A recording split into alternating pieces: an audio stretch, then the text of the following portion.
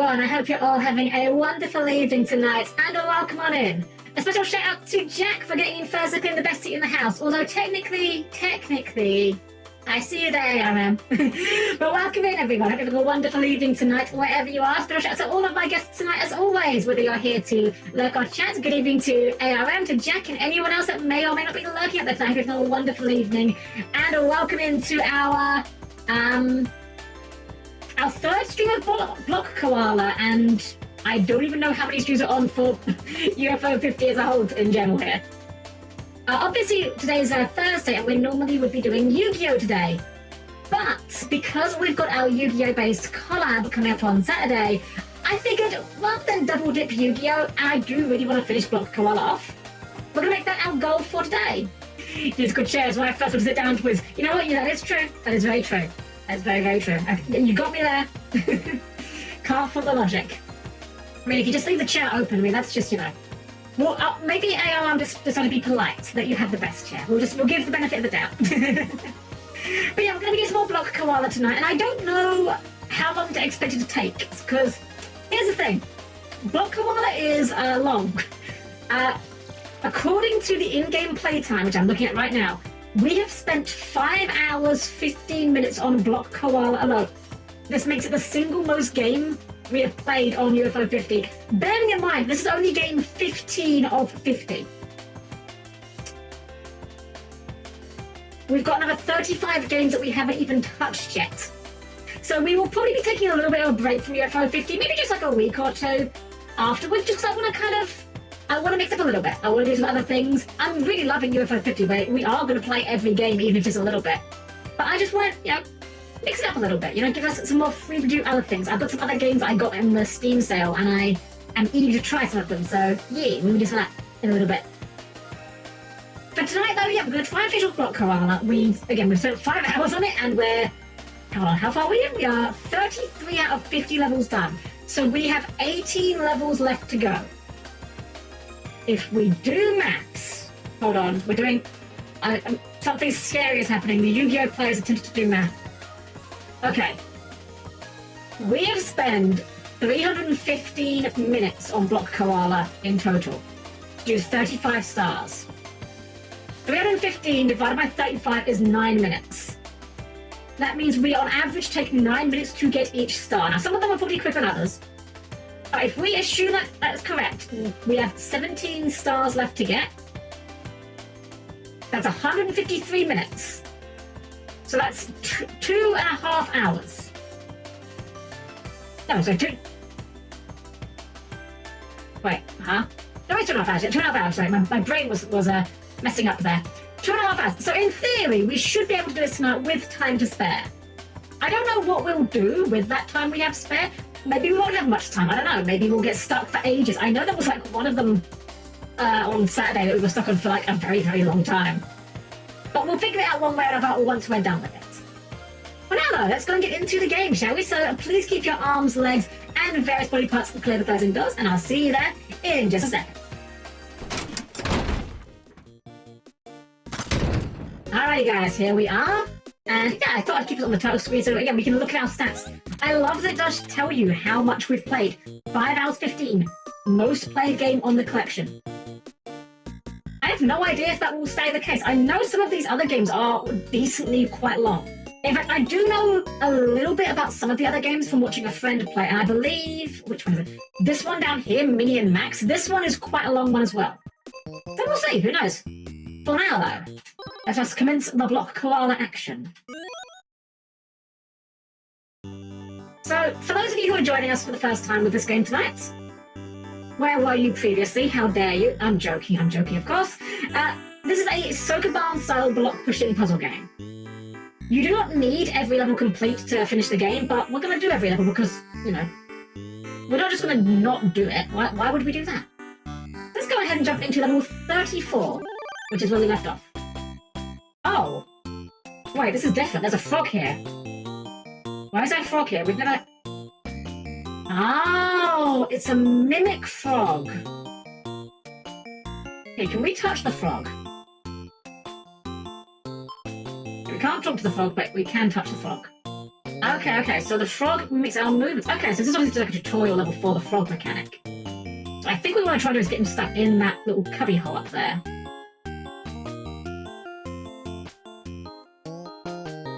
Right, because well, can we do this?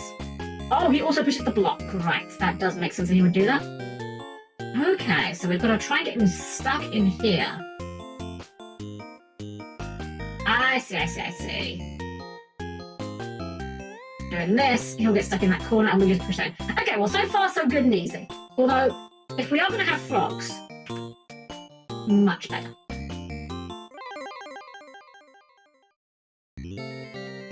There's one very socially awkward frog just shows up, mimics you silently, refuses to elaborate further. Alright, let's see what level 35 has in store. Is it more frog? Oh, no frog. Remove the frog. So for those of you joining us, this is how this game works. It is a block pushing game, where obviously the goal is to get the star to the exits. The blocks can be pushed, but you can only push blocks with a block of the same or higher value. So we can't push this, because the 1 cannot push the 2. We can push this, because the 2 can push the 1, and if the 1 gets squashed, it combines with a block to make a higher number. That's basically the overall rule set of the game, and I think that's literally our...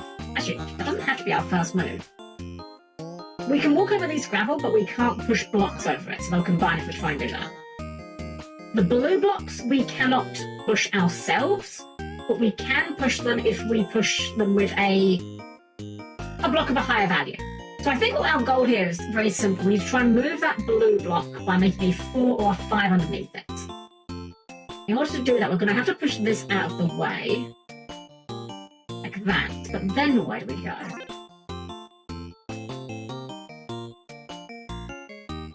We can combine this to like... Hold on, that doesn't seem right. So the thing is, you can only combine the 1 blocks. We can't combine the 2s. The 2s just get stuck here. So that's... I don't think is what we want to do at this point. In fact, actually, I'm not sure I want that like that at all, in fact. I think what we need to do is maybe separate that 2 from the 1. Ah. Right, doesn't quite... Oh, it does kind of work. We need to make a 4. We don't need a full-on 5. Wait, that doesn't... That gets us stuck there, doesn't it? Okay. Let's rewind a little bit. So how are we going to get to this? We need a block underneath this that we can make into a 4, or already be a 4 by the time it gets there. Either of those will work for us. We could push one of these blocks on the left here. What would that get us? We can push this to make a 3. Wait, this works. Hold on. We push this out to make out of the way. We can shove that out of the way just to get it over there. And then we can shove this into one of those to make it a 4. There we go. Make it a 5, which, sure, doesn't need to be a 5, but it'll work. Okay, I think we got it. I think I was overthinking it as usual. Shove that down, shove that over to there. That'll go up. Move that a little bit there. Hold on a second. Need to move that 2 out of the way. And Steve, welcome in! Doing well, hope you are as well. That's not gonna work, is it? Hold on, we need to rewind further. We need to get rid of this first. This is the challenge here. I see. This should work, I think. Yeah, we're doing good. We're just enjoying some Block Koala. Hope you're having a wonderful evening yourself. We already smashed a stage already. We beat a stage in like 2 minutes because it was an easy one. There we go. That can shove up there. We can put this over here now. But how do we get the star down? Hold on. We can bring the star over, but how do we get it down? That four's kind of right in the way. Oh, I know what we do. We do it like this. Hey Zordon, welcome in! I hope the game's going good. It's going well. We've just gotten started and we're kind of already smashing it. We're just so good at video games, as you can clearly see. This is gonna get stuck down there, isn't it? Damn. So good at video games, she said before immediately realising she goofed. Wonderful. That's fine. We can figure something else out we can do with this block, surely. Surely, let's just go there for now. Shove that across. Wait, it doesn't quite work either. Damn, the puzzle game's slightly harder than I thought it was. Who would have guessed? You shove that like that. Oh, we do it like this. We shove that down. Shove that across. Shove that up. Shove that down. That can go across. This can go across here. Leave it there just in case we need to bring it back out. And then we shove the 5 up. Under the 2, under 4 rather. We'll use the 5 to push the 4. And from here on it should be quite straightforward, I think. Maybe to move that 4 on the side. I think we've got it. And just come all the way down. There we go, there we go. We've got this. We have got this. Actual easy video game. Let's push that across. We can do that. There we go. We'll just run that home. Alright, so far so good. We haven't managed any of the hard levels yet. Trust me, you'll know when we get to the hard levels. We'll all know when we get to the hard levels because we will be spending significantly more time on them than that. Right, 36. Okay, we have Frog, so we will bring back Frog. Okay. So in order to do this one, we need to... Can you push the blue? Probably not. Okay, I need to go sneak see what the new bear's about and maybe try to pull from Mars. Go for it! Honestly, I really wish I vibed with Nikki's gameplay more. I love the designs. I love the story. It is literally just... It's not my type of game as far as gameplay goes. And that's fine. It's not really for everyone, but... I'm not gonna lie, there are some very, very good designs there. There's also a girl in it called Helm. No relation, I can promise you, but, you know. What are we gonna try and do here? We need to try and make at least a 2 here. But this guy will not move unless he actually has room to move. So I think the goal here is we have to try and bring this block that he's next to here. We need to bring that block down somehow. We can, like, desync him like this. Doesn't really help us. I feel like this is going to be a level where resetting is going to be quite important somehow. We can do a loop like this. Oh, this is going to be a hard one, I can feel it. It's in... Ah. We are willing to push any further up. Wait, we can do... Oh, right, we can both push them. We can push this up ourselves. And then we can get him to push that, maybe. Do it like this, maybe? Yeah. Okay, he's a bit stuck there, but I think we can resync him here. Maybe. It's just waifu hunting. Honestly, valid. Very valid. I mean, that's what those games are basically for, let's be honest. It's gonna go down further here, but I think we can make this work. Maybe? There we go, there we go. We can use him to... Oh, we can't even push that out of the way, can I?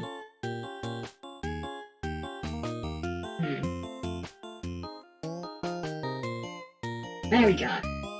Kind of. Right, we can push that all the way out of the way with the frog now. The question is now, how do we actually get this out of the way? I think we may have been a little ahead of ourselves, but maybe not. We've actually got a theoretically straight path here, as long as the frog doesn't get in our... Wait, no, we haven't got a straight path, we can't get this out. Hold up. Hold up. We can try the other angle. Yeah, now Nika has some really great girls' designs. I like... Okay, we do need to move... We definitely need to move that blue block, okay. Let's rewind a little bit here. I think we needed to use that red block to shove that first. Like here, I think we need to push that blue block with this.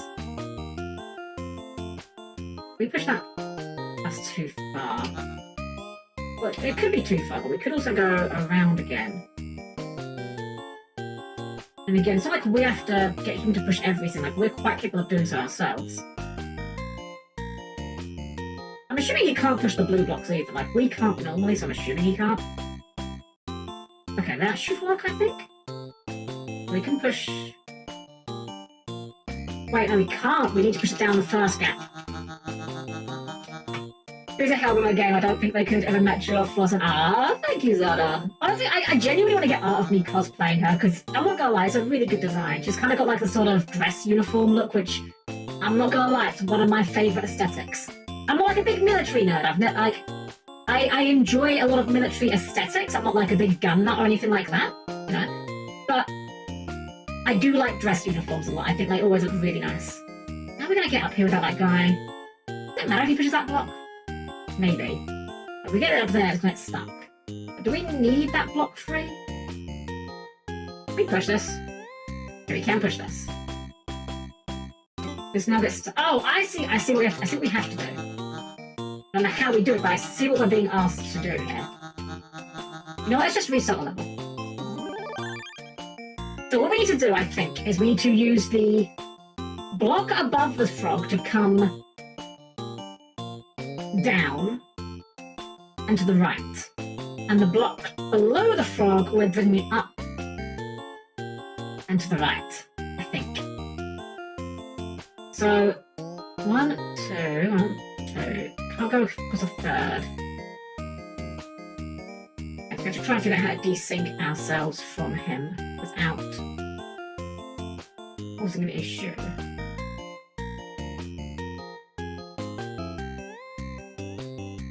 That's causing an issue. Unless we do it. Oh wait, no, we do it this way. We can do it this way. We can bring this down, maybe? Bring that down first. Basically, the red block we want to be in this position right now where we are. That's what we want to try and get to. But we can just push these ourselves. At this point, we can use the frog to push that a little bit, kind of. You're just getting out of the way, don't you? You can't go through the frog. Definitely get Symmetry out of bangers. We look at Kemi's street. Kemi's good. Kemi's good. Do not misunderstand me. I like Kemi, but I'm talking like the dress uniforms. You know, like the double-breasted jackets, the epaulettes. I don't know. I like that sort of classy military vibe. It's a very good look. There's a character in Nikkei that's got a similar sort of vibe. I think that's military, but still very classy. Actually, I think Keski posted in the Discord, Phantom. I love her design. Very, very good. Oh man, this one's really tripping me up a little bit here. It feels like it looks easy, but it's deceptively hard.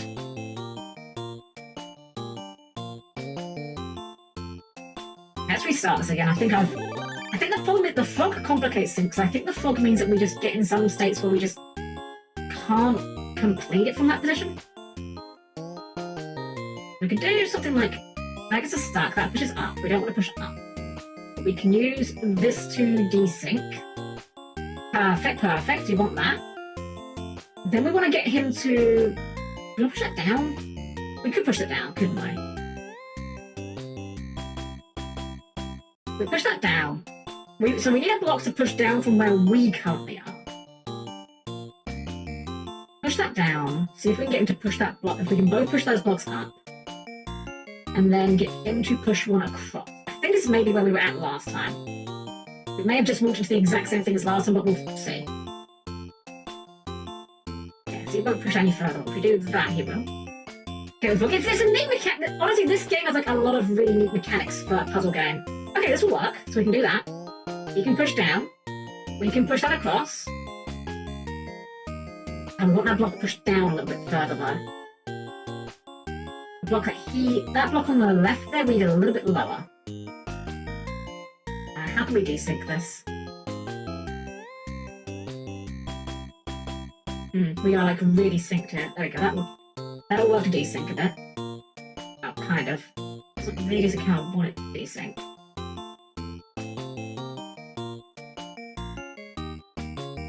You're like, what? Wait, we can just do this. No, I keep forgetting we can push the blocks as well. We can push that like that. Come around. We'll have the frog push that there. And then it doesn't matter, we can just push that block up ourselves. You can do that, that's fine. We can push this block up ourselves. Then what? We can desync the frog again. We can push this block aside. Yeah, that should work, right? We push that aside. Wait, no, that won't work. we need let's undo that.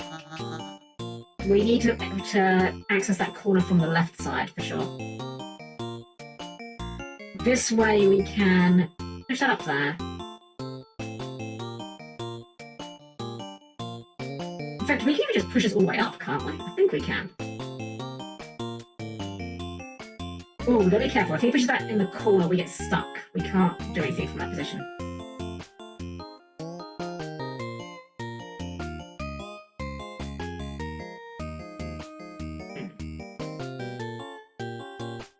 We've got ourselves in a bit of a weird position here. Yeah, because if the frog pushes that star into the corner, it's going to get stuck for good. And I will just get the frog stuck himself, really, at this point. Okay, let's undo a few steps. Let's go back a bit to where we were.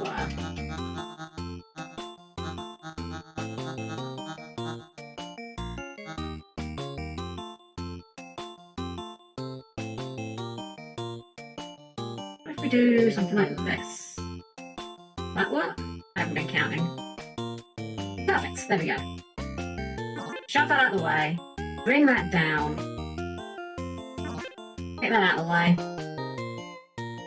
We can shove this all the way up here, and I think from here we just ignore the frog and we just can finagle the star out. In fact, we don't have to ignore the frog, we can use him if we need to, but I think at this point we can just get it out. We bring this up here. Yeah, we got this, we got this! Frog triumphed. There we go. Thank you for your assistance, Frogman, but we are done with you.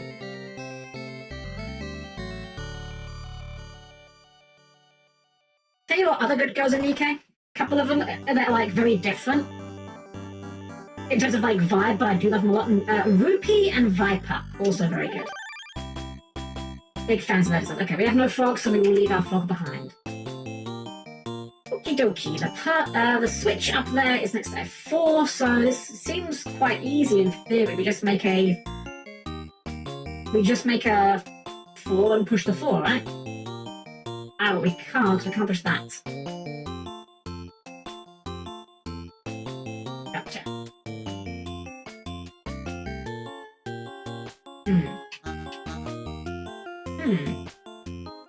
That's interesting. So we can't push this because it's, again, the blocks can only push the higher numbers, or sorry, lower numbers can only be pushed by high numbers. So we can't do anything with this block unless we can move it with another block first. Can we get any of these dots up there? Let's have a look, see. Hey,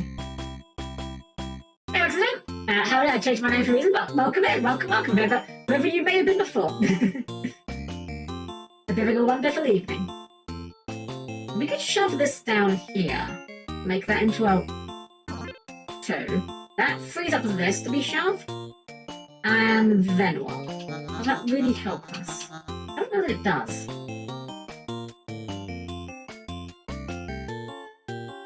Because we need like a bigger number than that to deal with that, I think. We can push that across and up there, but like then it gets... This dot's kind of in a weird spot. I think this dot has to go around, like, around the houses here to get anywhere. Which I think is probably part of what the trick of this level is. Most of the time in this game I'm realising that like the longest solution is the correct one. But we can do that to get that involved with everything else, kind of. Kind of, actually, not completely. Oh no, we can do it like this. Bring that across. Bring that up. We can make a 2, make a 3, push that up. We need to make a 4 now, which we can do by doing something a bit like this.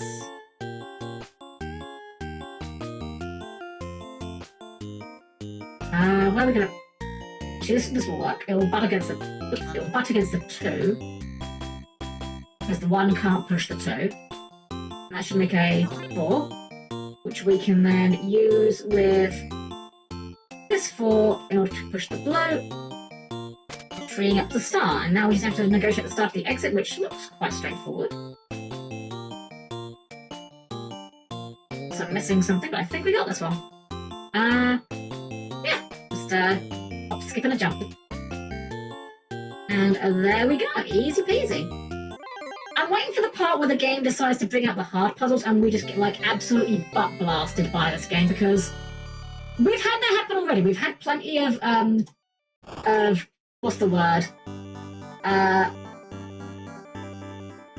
We had plenty of levels where we've got stuck for like hours on end. Hey, Red Dragon Buck, it's going well. Hope you're having a good evening yourself. But how hard I push against blue blocks, I just can't seem to make them budge. Alright, level 38, 12 to go. And we have Frog. Frog in the house. Okay, so... Oh, we're trapped in this time. Interesting. So we have to entirely play by proxy using the Frog. And I see what we have to do. We have to just make a 3 that we will then use to... Actually, do we make a 3? Hold on. Hold on. No, we do this. There we go. So we get the frog stuck. The goal is now going to be keeping the frog trapped. We need to find a way to fence the frog in permanently. Because if we move to the right, he will free himself and we get locked out.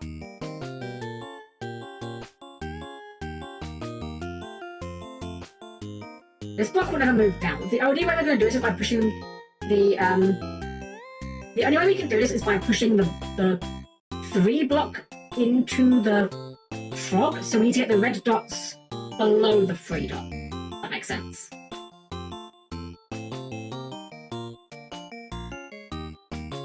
The goal is we're going to get the 3 dots we have here into a single 3 block, which we will use to shove that one up and then trap the frog. The frog is kind of doing his own thing right now. I'm going to just bank on the idea that we can get in position where we want it to be later. Actually, we're kind of out of position ourselves here, but should be okay.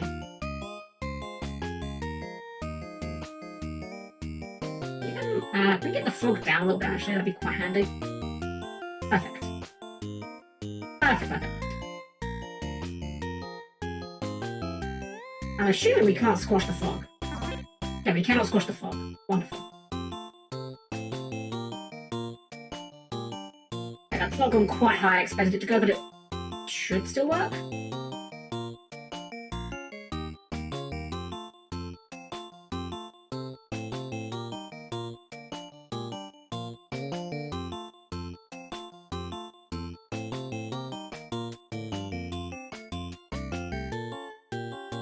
Back up here, Mr. Frog.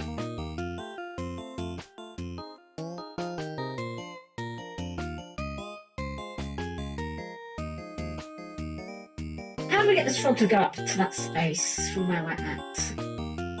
We need like a nice long run up here. Get him stuck somewhere. You know, we just run out. This will work, I think. Yeah, this actually exactly works. Right, now we just need to get the frog back into his little cubby hole.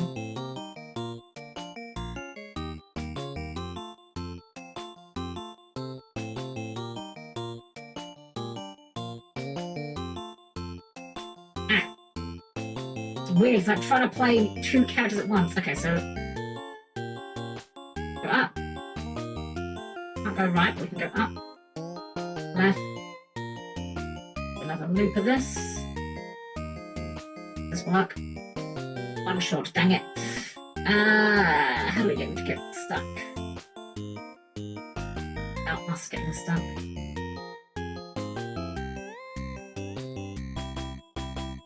That might work. No, that's reversing it. Oh, perfect. So that worked. We kind of lucked into that, but it works out. Right, we need to be stuck there first. We need to be stuck there, but since we stuck to that way, he's going to come out. Oh, that's awkward. That means we need to approach this like... Okay, that works. There we go. Right, now he's stuck. He can't move. We can just slide this out. As long as we don't touch those bricks, which we shouldn't have to do, we should be fine. Not kind of bad, we just kind of like condemned this man to an eternity of staring at this duck's arse. I don't know, maybe he's into that, probably not, but you know. This is his life now. Doesn't look very happy about it though, I'll be honest.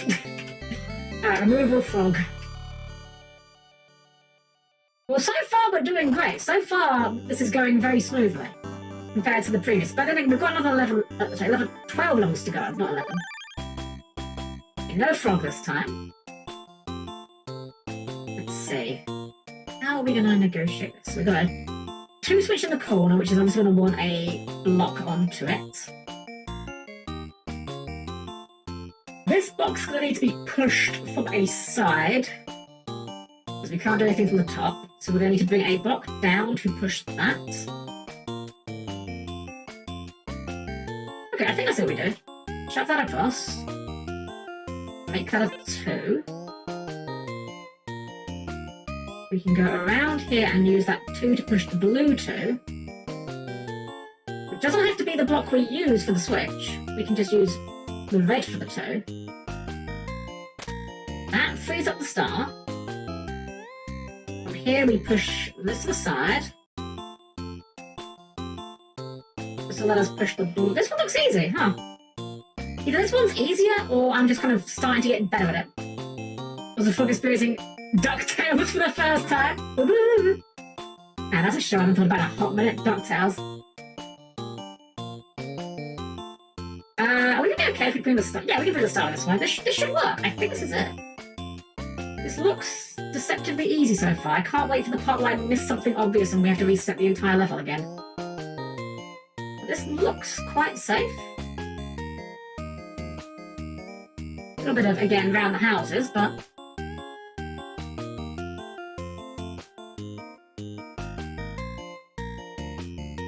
And again, I guess they do make the levels like a mixture of difficulties, because they do expect you to not necessarily do every one of them, so it makes sense there would be some levels easier than others just for the sake of allowing people to complete them. Still, we'll take it. This way, we're going to smash the rest of this game in no time. Right, 40 is right in the middle of that spiral. What you got to say for yourself? I'm giving up on escaping. I've decided to live here and enjoy myself. Reminder again, the law of this game, why we are doing this, is because this entire garden is owned by a guy called Flamingus. He decided to water his garden so hard that there is now no water for the park and everything just fucking died. Okay, frog time. Frog maxing. So we just need to get use the frog to get the star down. This one looks deceptively easy, which means it's not going to be at all easy. I'm starting to realise the difficulty.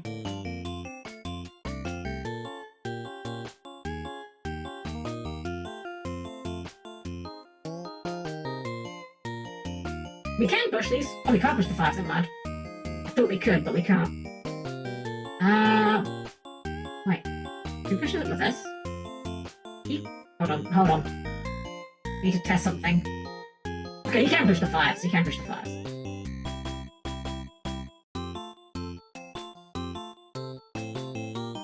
We're like playing with like an out-of-body experience right now. All the way to the left. Then we go all the way to the right. Shove that out of the way. And now we're basically synced.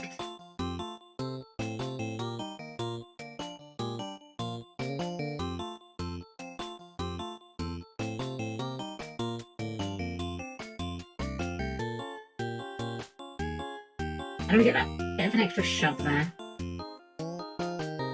We need to get him stuck somewhere on...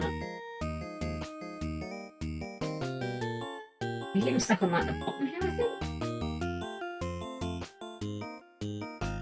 And then we can get him stuck on the side of something? Oh, is that what we have to use the blocks for?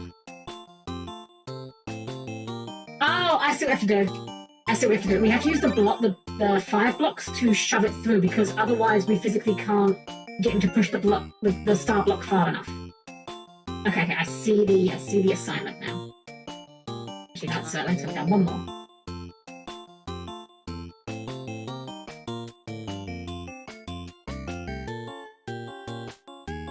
Trying to get ourselves as synced as we can.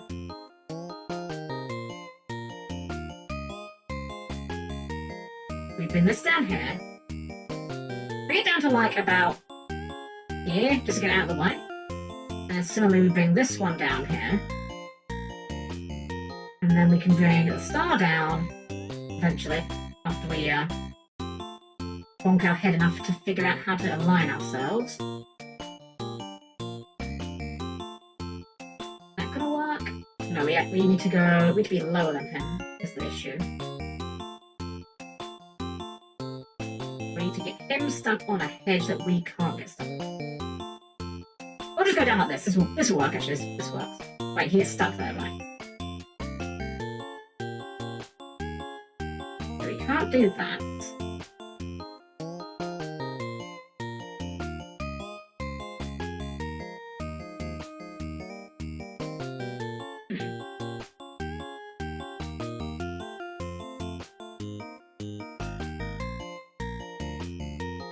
Not having this much trouble getting there last time, and now I've completely failed to work out how we're doing it.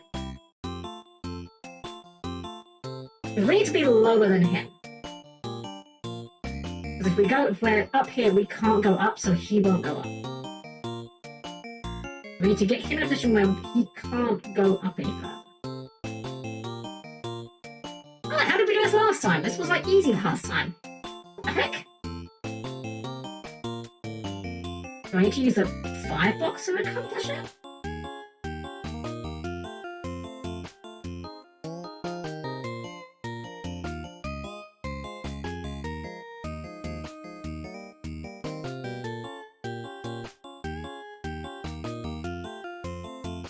So confused how we did this last time. This was not this difficult. Oh, it was this, like this, I think. Kind of, sort of, almost, not really.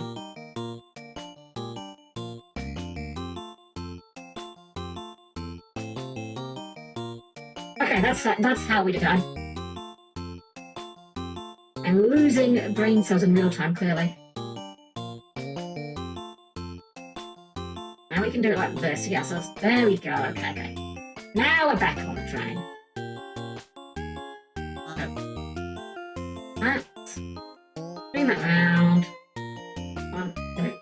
Can't go down anymore. That's fine. We can figure it out, I think.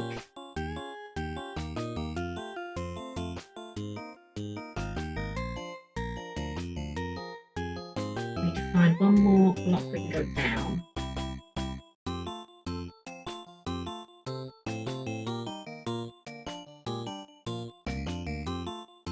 Darn it. How did we do this? Wait, hold on. It's like, just like this, basically, right? We need to push that down one. Which we can probably do with the 5s?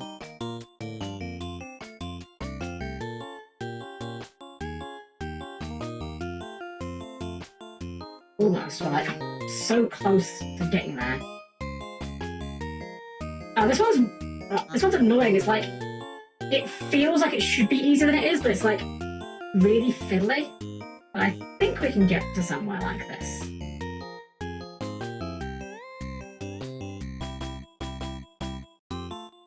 Right, there we go. Push that down there. Push that like that. That like that. Push it through, there we go, and from here we just need to use this koala to get it in, there we go. Oops. A little sticky there. I do really just love this kind of puzzle solving though, where it's just like, it feels so satisfying when you get to click. Kind of interesting as well, like the sort of puzzles this game has, even though it's, you know, fundamentally just block pushing. They managed to throw a lot of different, like, puzzles at you. Like, they interact with very different mechanics. It's quite neat. Success! Heck yeah, let's go. Alright, 42. Where's 41? There's 41. You made this far, you must have worked hard. These puzzles are tough. I ain't afraid of no puzzles. Okay, I may be afraid of this puzzle. What are we doing? Okay, so we need to push the blue 4 onto the... Well, we actually don't need to push the blue 4 onto the switch. We could in theory push something else, but I think it has to be that because we can't push up from this row. So we have to come from the right, and that will necessitate pushing this. In order to do that, we have these red blocks that we can use. I'm going to use these red blocks to push these blue blocks as well. You do something like that to get that out of the way if we wanted to. It is Leo, welcome in, welcome, you're doing well, lovely to see you as always. Welcome in. Are you having a great time? We're doing great. We're actually kind of crushing it, actually. I'm not gonna lie. I don't want to jinx things because, you know, I am nothing if not made of 80% hubris. But the past couple of levels have been surprisingly not too bad. Well, we can just do something like this, right? We can push that up there. Ah, no, that doesn't work. What we can do is we can bring that down. Oops. Ah, controls. 21s. Yeah, but honestly, I'm surprised with making this good progress. I thought it would take us a lot longer to get to this point. Ah, okay, this is actually slightly harder than I thought it was at first glance. Okay, let's restart so I can see where we went at originally. Right, so... obviously, these two are the big sticking point here. I think what we actually do is we lead with this. I mean, there's 50 levels for this game. And, like I said, this is the third stream we've been doing Block Koala specifically, which is not a complaint. I want to make that clear. I'm not complaining about doing it for 4 streams in a row. I'm really enjoying the game. I'm just surprised it's taking us that long, that's all. So we can make that into a 2. And then what? That's not correct. We got ourselves stuck there.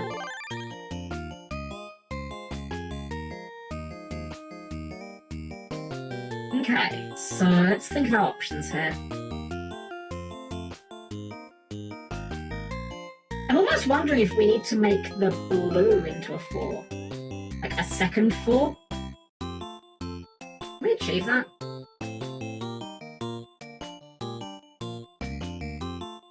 Maybe, actually. Oh, that's kind of stuck there now, isn't it?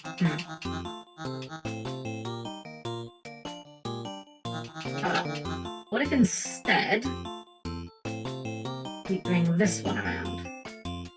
Where will that get us? Gets us to there. Does that help?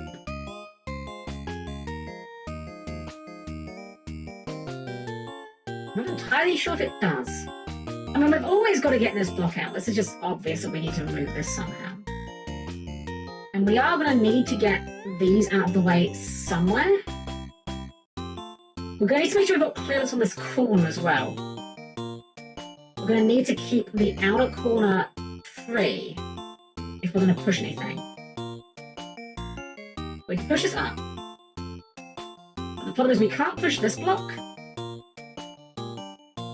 And if we fill these, we then can't get in the corner.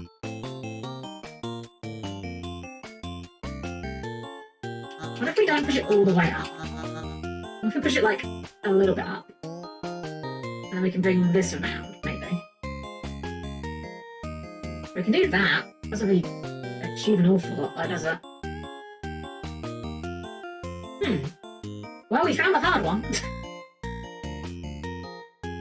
Let's restart. I think a fresh pair of eyes is what we need here.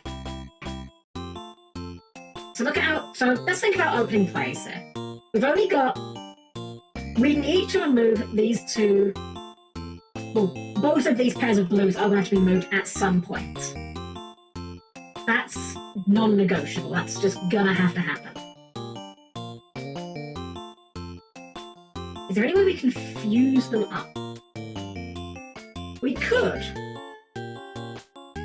I don't know if it helps us though, but we could.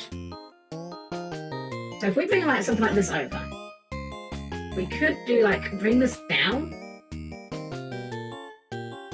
No, we can't do that actually, that doesn't work. I'm actually not sure there's a way that we can fuse these blocks. So I don't think fusing the blue blocks is what we need to do here. I think that's a slight red herring. I'm thinking what we do is we make 4 red out of the 4 higher red blocks. I think the bottom left block is just kind of there. That's what I'm going to operate on for the moment. We can just like shove this over here like this for the most part. As long as we've got any clearance, that's fine. We can get the star out. We shove this across like this. We make this into a 2.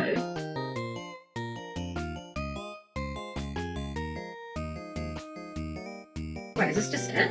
Doesn't seem... Okay, we can push that across, shove that down. Shove it down a little bit extra, actually. I think...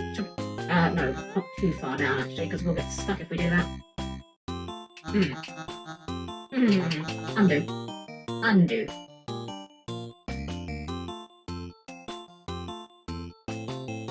Right, so that block is a little bit irritating to get rid of, isn't it?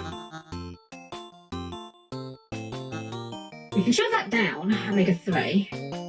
But that 3 is... Well, it's not stuck, actually. We can do that. Actually, no, this does work, actually.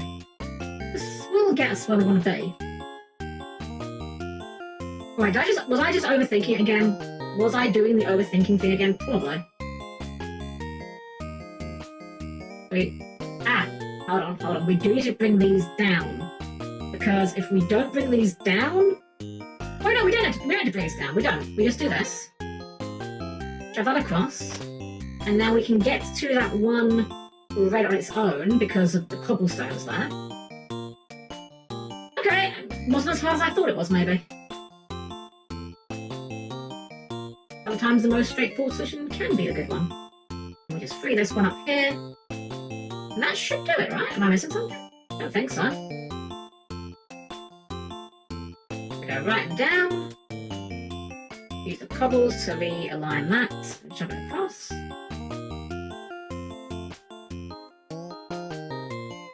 Over, under, oops. It's fine, that's fixable.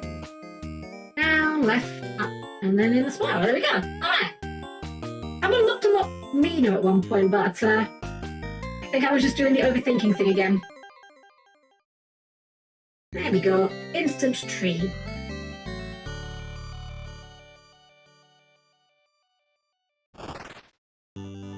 Okay, 41. Wow, we are just blazing through this. Less than an hour and we've got through like... What are we on, like 32? Either we're getting better or the puzzles are getting easier. Also frog. Okay, we only have 1 block and we have 2 switches. We can't bring the frog up. We can bring this down, free up that block, but then where do we go? We actually can't go much further. We can, I think, desync from the frog by doing this. Kind of.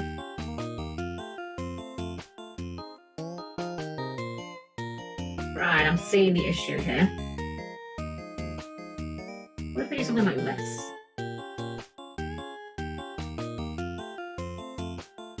Aha.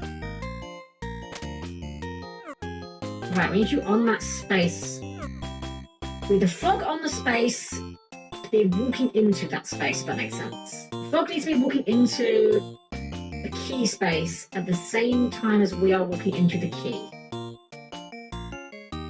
We can like desync you as this, can't we? No, we can't.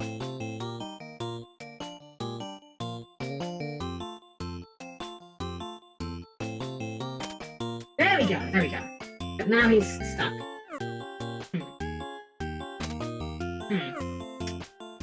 This is a thinky one. So 34, I think, so 8 levels in that 30 is a good pace so far. It's a good pace so far. It's never too late for us to completely throw it away, though. This was a tricky one. I'll admit, this particular style of puzzle, like the kind of mimicry puzzles, I've never been amazing at, so... It's a bit of a thinky one. Okay, we can do that. But then he gets stuck. At this point, if we go out, he will get out. So we need to walk onto that space, the one space before he reaches there. No. No, it doesn't work. How we... Wait a minute. We have the star block up here. We use the star block to free the switch. And now we have the frog free to go and retrieve things for us. Kind of. Let's go up here, we've got more freedom to move up here. Alright, so now we are literally just synced. Now we literally just get to play with the frog. My dream has come true. I am now the frog.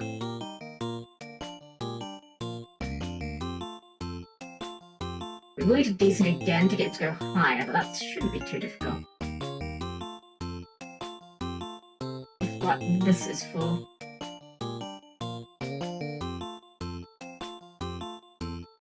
Maybe not.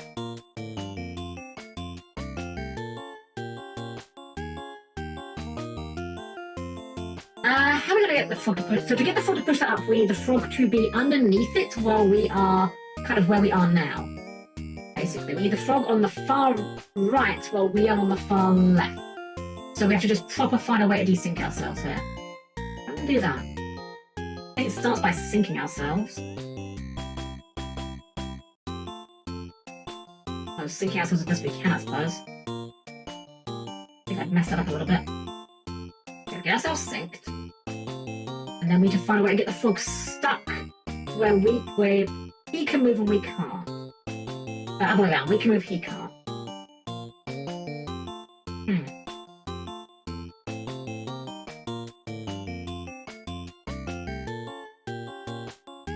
We need the frog to be to our right, not our left. That's the issue we're running into. We need to be, the frog needs to be on our right, but he's coming on our left. How can we finagle him into that position? By doing something like this.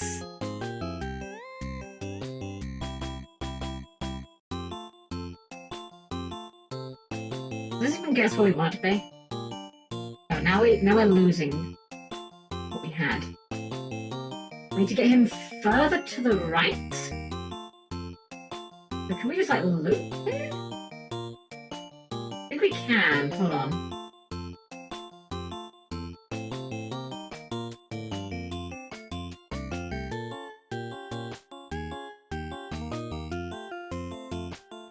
There we go. There we go. Desynced. To the right. Up, up, up, down, down, down. There we go. Okay, got there in the end. Gotta make sure we don't accidentally unlock the lock. Let's see if we just get the book second like Narnia.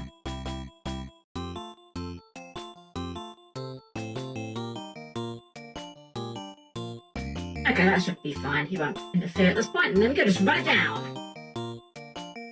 Alright. Maybe I'm better at the desyncing puzzles than I thought I was. I think their puzzles lend themselves a lot better to trial and error than some of the others. Maybe that's why it's working better for me. Right, 42 down. 43. And we have no frogs. We are frogless once again. Okay, block over... switch over there, or block in the middle. This seems weirdly not that hard. Okay, so the challenge comes in the fact that this 4 block here is the issue. We can get the star block down easily, but at that point, we don't have a way of moving it around this block. It'll get stuck on the edge and we can't push it into the exit. So we are going to use these red dots to construct a 4 first, which shouldn't be too bad. Do something like this, I guess.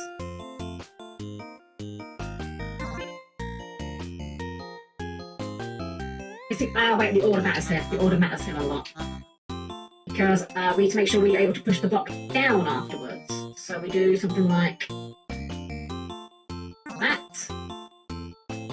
We can do something like this. Wait, that's wrong. That's completely wrong. We want to do it like this. Yeah. I think I've got this one. This one seems quite simple. I remember how Adam the Black Power Rangers was upset about getting the frogs in spit removed, and I think about how much you enjoy them, and now I think getting the frogs will be for you, despite its deceptive transformation requirements. Honestly, I was kind of the same. When I was little, I used to really dislike the frog ninjas a lot, because I was like, wow, it's kind of like, wow, frogs, really? Incredible, that's like so lame. And now I'm like, no, that's amazing. The only way it could be better is if it was maybe a tapir instead. Lord, imagine Baguska Zord. quickly. Summon Baguska, flip DNA surgery, call machine. Actually, no. Who needs DNA surgery? Clockwork Knight. My body is a machine. Your body is a machine. Everyone is a machine. Okay, so... Does it matter which way we bring this? I don't think so. I think as long as we bring it to the right here, that'll do it. And we can bring this up, over, and yeah, this seems quite easy to negotiate. Turns sideways and makes the monster easy. Exactly, exactly. It's funny actually, in like low-level Dungeons and Dragons, sleep is by far and away the best spell in the game, and it's not even close. There are very few level 1 spells that will just win entire encounters on their own, but sleep can certainly do it. Alright, that wasn't too bad at all. It's weird how, like, again, the difficulty spike, not spikes, but like arc, I guess. Curve? Curve, that's the word I'm looking for. Difficulty curve in this game is a little bit over the place, but I don't mind it. It's quite nice to have, like, some more relaxing ones after the tough ones sometimes. Right, 43 down.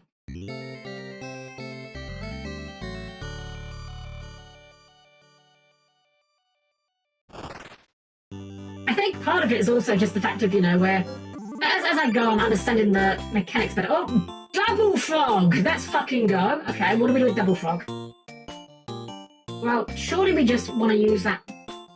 We want to use that block there to just push that switch, right? We're always doing that, surely.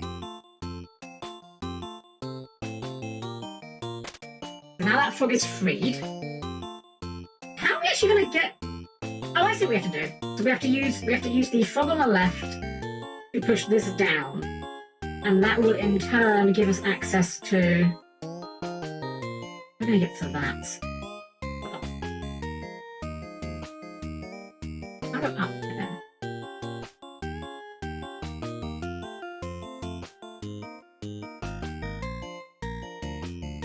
I'm seeing what I have to do. I'm just not sure how I negotiate this exact arrangement. Something like this, maybe?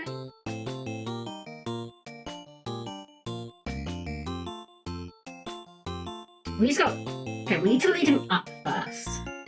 We need to make him go up in a position where we... I think I'd explain what I can see what I need to do. I just can't articulate it well. We can do something like that to get him stuck, but... Actually, we wouldn't need to get stuck coming down, I think. Yeah, because then we do it like this. There we go, kind of.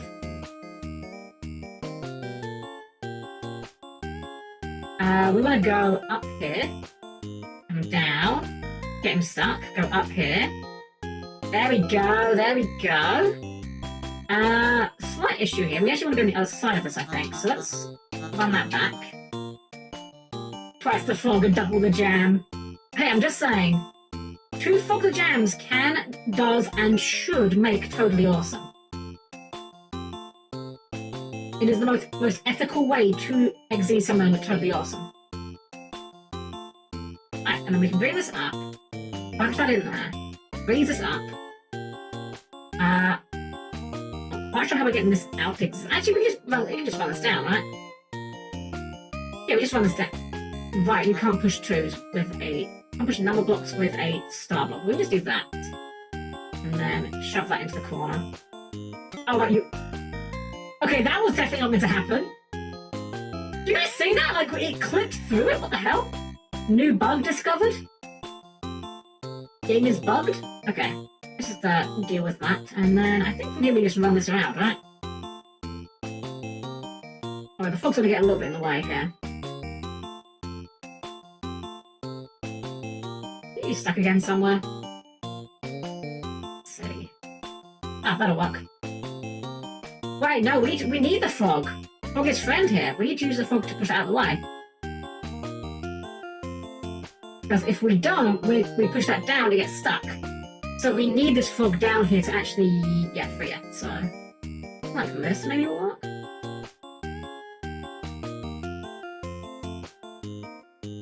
Hold on, that 2 I think has messed us up. I think that 2 in the corner there may be incorrect. Oh, it's the power of the frog. Exactly. I think this 2 that we like got in the corner here is actually messes up a while back, so let's undo that. Okay, this 2 here, yeah, I think that's wrong.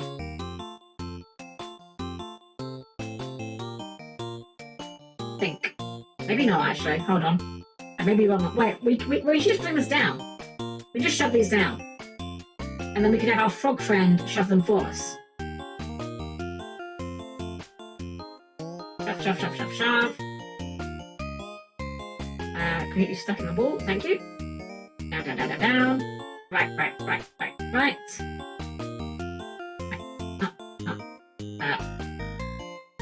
We're going on the other side of where we... Okay, so this is fine where we're at now. We just need to get him further to our...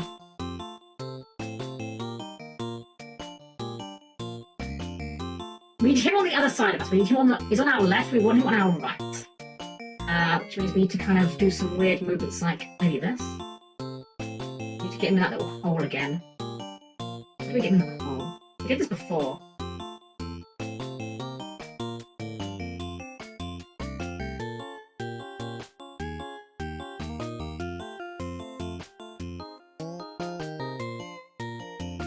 That's the opposite of what we want to have happen.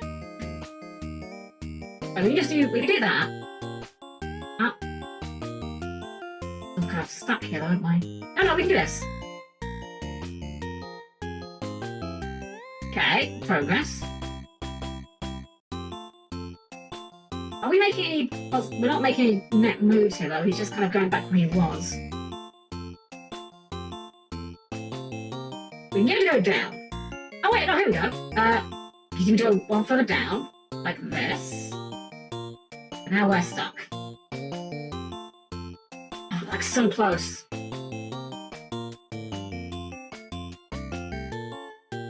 We need him to go...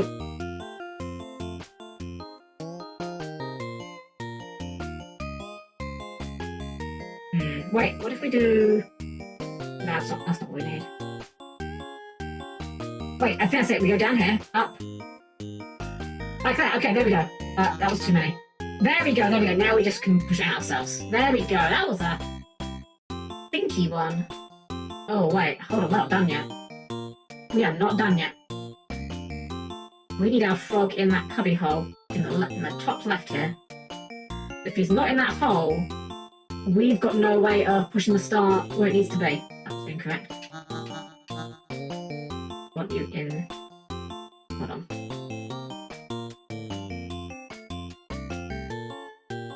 No, that's fine. You can stay there for the moment, I think.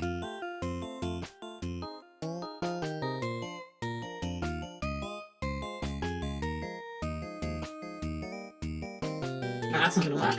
We do need him in that hole first. Yeah, we need him in that hole because we need him to push it from the left side. So we need to go to him to get into that hole first.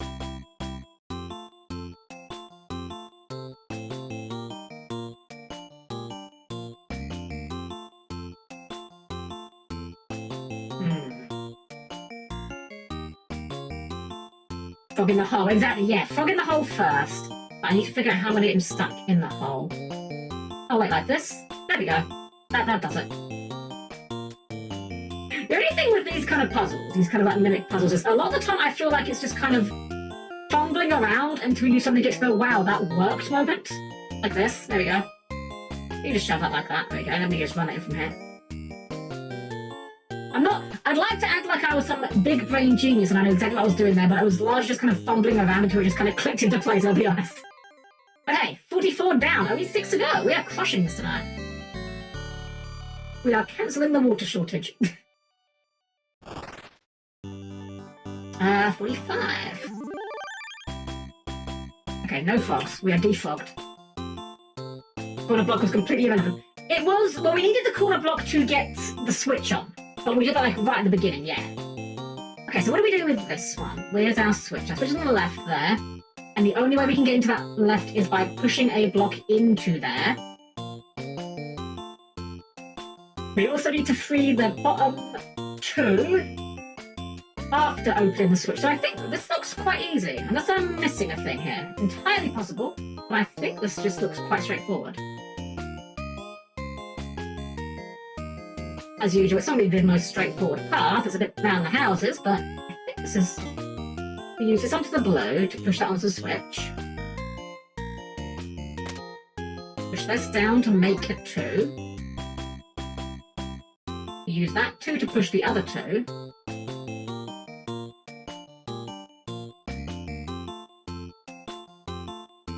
Right. We can still free that one up though by using this. Just, you know, push this out of the way. Right. It's the other way. Okay, maybe not quite as easy as I thought it was at first glance. But I feel like we're definitely on the right track here. I think we need to push this like here. Actually, does that matter that we did that? No, hold on, this is actually... Wait, hold on. Hold on, this is harder than I thought it was. Undo what we've been doing. Because... Wait, how do we get that out? Oh wait, I see how we get that out, duh. I see it, I'm dumb. I'm dumb.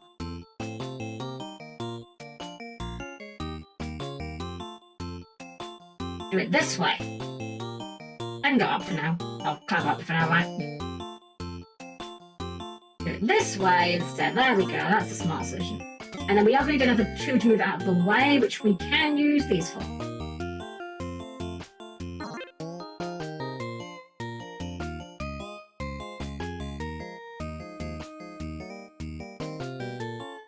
I'm starting to get into the mindset of this game.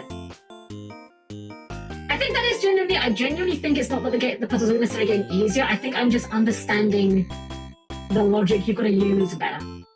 I understand the rule set better. Ah. Hold on. That's a problem. That does indeed present an issue.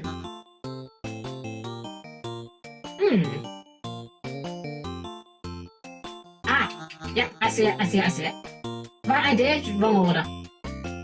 We're going to make that 2 first, and then use that 2 to wedge into that gap so that we can push it out from the other side.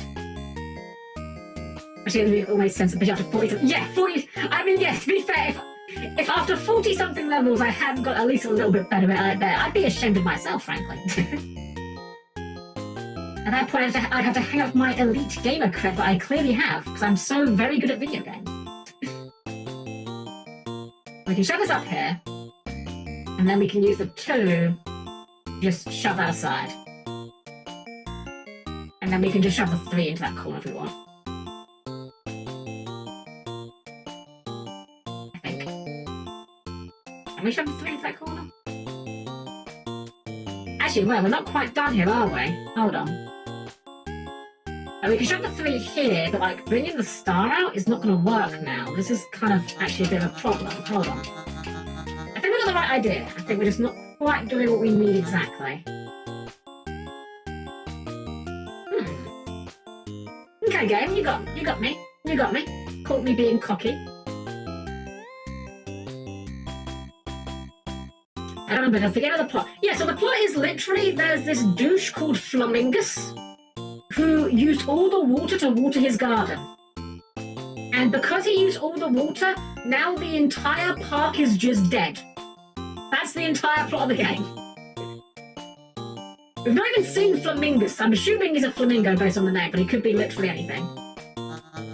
Okay, this is actually a little bit trickier than I thought it would be.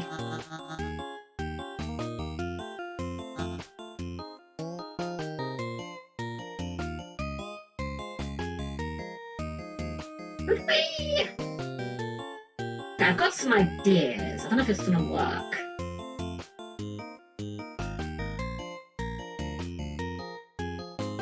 Wait, am I doing this the wrong way? Am I doing this the wrong way? What if instead of pushing it up? What if we instead push it down? Does that achieve anything differently? I don't think it actually does. No, it actually makes things significantly worse. Okay, never mind.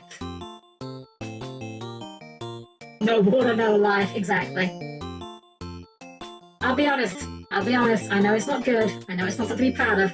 I am one of those people that does not generally like to drink water. I can't help it. It just tastes of like vague dirt to me.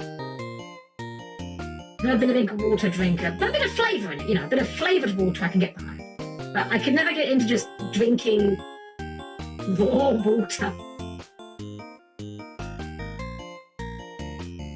Okay, how do we negotiate this section here? Because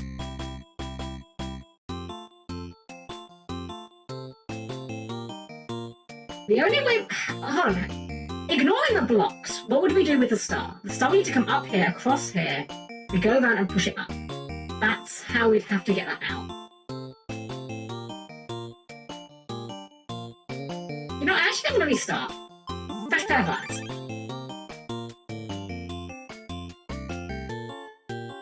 Let's see. It's always going to be this one first. This has to be the... Well, it doesn't have to be, actually. That could stay there. Wait, no, can't, because we can't... Yeah, we can't get it. This has to be the first one. So this part is definitely correct. I say even like a flavor powder. Yeah, exactly. Funny enough, actually, saying that, I've got some gamer subs I ordered a while back that haven't come yet because I pre-ordered when they did Callie's Cup, and I think it takes like 3 months after you pre-order it before they arrive, and because I did the whole order as one, I'm kind of still waiting on it, which kind of sucks because it's like I want it now. But unfortunately, I've heard nothing but good things about GamerSups, and this is not a indication on them, you know, their quality or their service. Unfortunately, them being based in America means that it's bloody expensive to get things shipped over here. So even though I'm kind of like, oh, you know, maybe I'll order another bit of, you know, I'll order another flavour while I'm waiting. I'm not going to pay like £20 for shipping 1 tub of flavour. That's not worth it. GamerSups, please open some sort of EU distribution. I will thank you for it. Alright, so here's where we were at last time. I think we don't need... I don't think we need to make a 3 out of this, I think. I think we just bring it down to 2. I think that was a mistake last time, making the 3. Because we can bring this one around to make just the 2.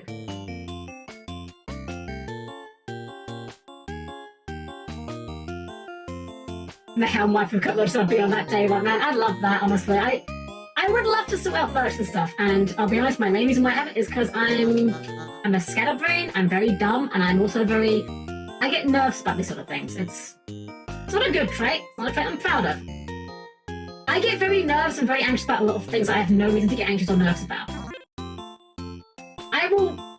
You know, I'm not trying to like, worry me about it or anything, but genuinely, I often do kind of find myself not doing things because I'm worried, what if X happens? Even though the X I'm imagining would literally never happen. Also, I've just realised something dumb that I should have done that I haven't done, but it's fine, we'll get to it anyway. So, like, yeah, I'd love to sort out some merch and stuff at some point.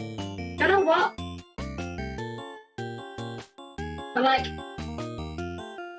you know, going back to the anxious, the nervousness thing, it's like, what if I go to them and they're, like, really rude in their refusal? Why would they do that? Or why would no one would do that? That's not going to happen. Because, you know, they're companies. Companies don't do that. But what if they do? What if I'm the exception? It's just, it's an annoying thing of how my processor works, and I really hate it. I'm trying to get better at ignoring that part of my programming, but it's very difficult. Ask any robot that's broken their programming and they'll tell you it's not an easy thing to do. So here's what I realised. We have enough to make 3 2s here. And I think this is the key thing to be doing here. By making 3 2s, we can set up like this. So we can push the blue up, we can push the blue across, and we can push it up again. And I think from there, that gets us out of here.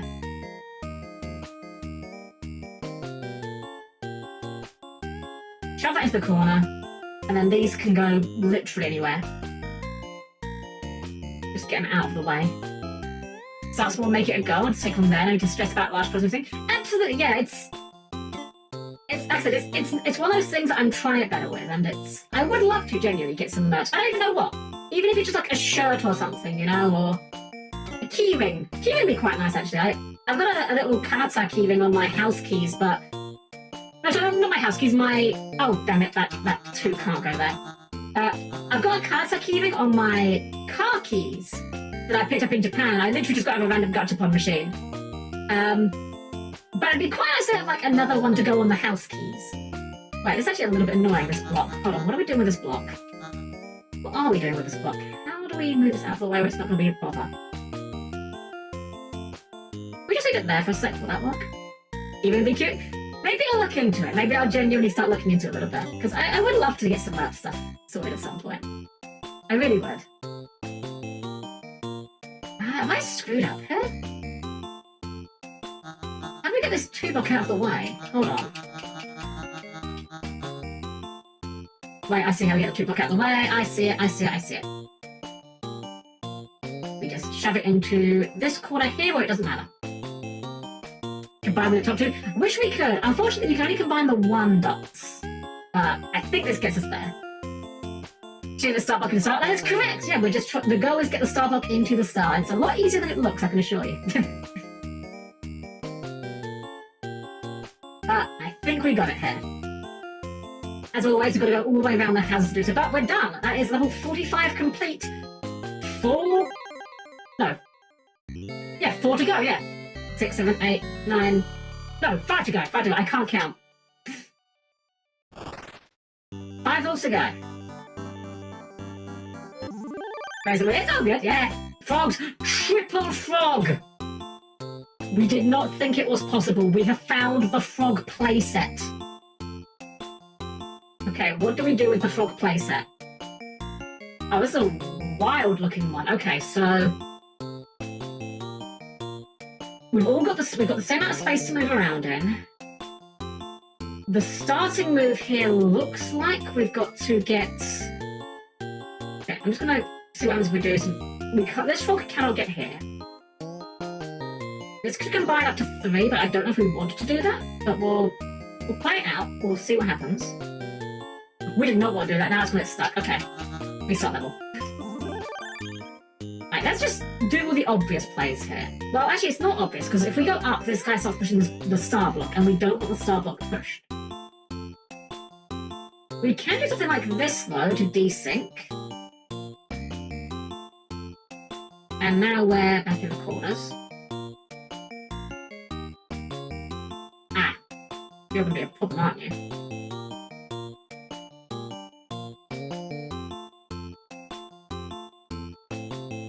Shut that down a little bit. I'm just worried about the star block more than anything, like... I don't want... Okay, hold on, what if we do... No, we can't desync... We can't desync our guy with the bottom left. Like, I see what we've got to do. I see the order we've got to do. We've got to use the block on the bottom left frog to put the one on the key. Then we've got to use the top left frog... Actually, we haven't got to use the top left frog to do anything. Unless that key doesn't open all the locks, which so far they have done. Right, we're just going to send this to see what happens. We physically can't. Hold on. That's bait! That's bait! You can't physically do that. The frog himself needs to be on there, not the block. The block is irrelevant. Not irrelevant. The block is required to desync the frog.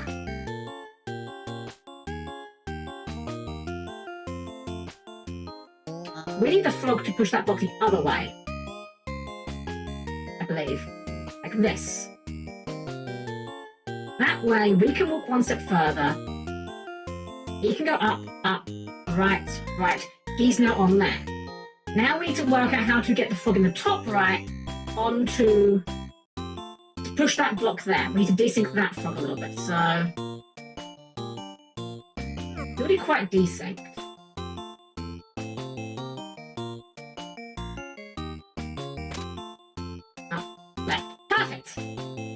And now, from here, the locks are open. We just need to work out the bottom right frog, rather. Which should... Fuck, we pushed the block down when I wasn't looking. The star got stuck when we weren't looking. Hold on, undo all that. Okay. Yeah, the star got stuck there. That's a problem.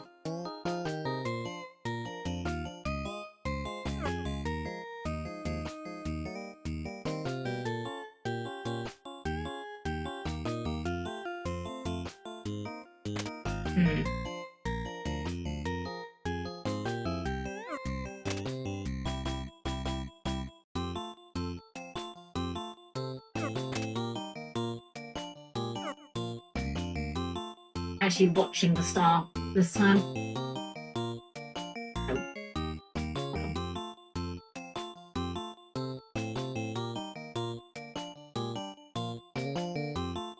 Right, how do we get that frog? Oh, I did like that, right. Up, up.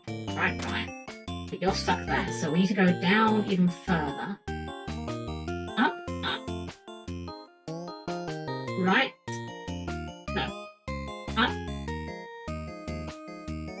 You get stuck there if we do that. Can you go up twice in the top right frog? I'd love to, but the problem is he won't move if we can't move. I'm going to restart level. If we've got the right idea, we need to work out how we're doing it. Yeah, he will not move unless he will not move unless we are able to move. From my memory, what's that one you know code? On 3 level 3 or lower, no monsters as skull summon in the arts. You are thinking of Inferno Reckless Summon, which I did try labbing in Fog Sprite. It was not good. It's a very cool, I've got to say, Inferno Reckless Summon might be up there for like just one of the most cool sounding card names. Like, it's not necessarily that good, but it just sounds awesome. Okay, I think we're going to lodge this guy up here. The frog on the top left. Lodge him there. I don't think the 5 blocks matter too much. Actually, hold on. I think I do actually matter. Okay. Hold on. I think we need to lodge him like this. Lodge him like that. Push that to the left. Desync that frog. Is this it? No, because this frog can't move up any further. Oh, the top right frog is bugging me. Okay, he's the big sticking point here, clearly. We need to get the top frog to shove some of these up, I think. I think we need to use that to get... Oh, damn it. Okay, so I think what we need to do is I think at least one or both of the 5 blocks do need to be pushed up in order to enable us to align them properly. I think we just shove this down. That on the bottom left seems fine. I think we do need to shove you to the left to desync. That gets you on there. Unfortunately, we haven't got a way of getting the other frog. Oh, hold on, this might work. Gravel, right.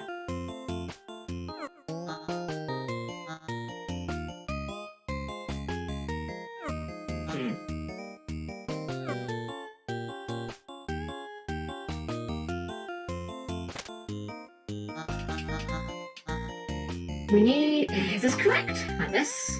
Okay, we need the frog on the... We need the frog on the right to be... I think we need him to be on the left when the frog on the left is on the right. Something like this, I think, is what we need the frog angles to be like. But now the vertical position is not correct. Let's try bringing that down a little bit.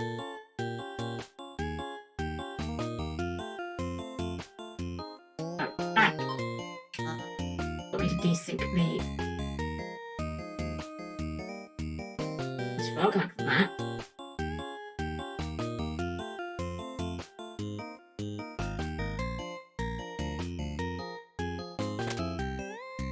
Still back where we are before. Dang it. Can't you push the red block on the problem? Unfortunately not. The cobblestone tile prevents the blocks from being pushed, unfortunately. Let's start in the middle of the right. You cannot get it off the left wall.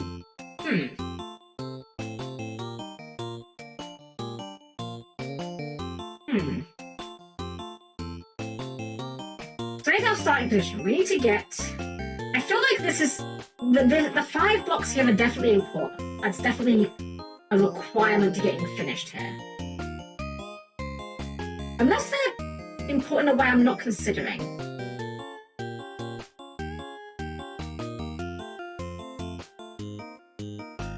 We can shove that up. Shove this across.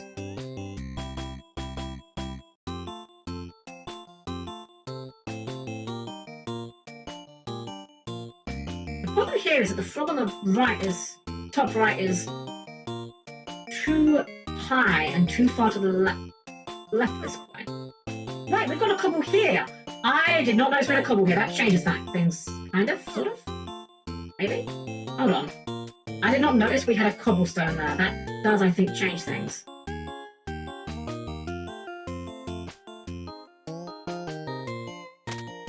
Maybe. Maybe it doesn't. Maybe it does not change things.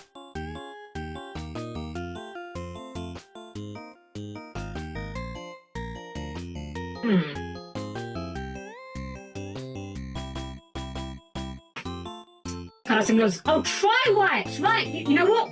You're right, you are thinking of Tri-White, which was another card I did try in Frog the Jam Server. Also did not really work out, unfortunately. You are, as you've said it, I remember it. Yeah, I did try that card as well. I think Inferno Wreck the Summon also does feature 3 Skull Servants, though, right? Am I crazy on that? I think they both have 3 Skull Servants on, or at the very least, Inferno Wreck the Summon does have, like, skeletons of some sort on it. Maybe not skull servants, maybe just generic skeletons, perhaps. Okay, fair enough, so I'm not completely crazy then. Okay, how do we get... Okay, the issue is...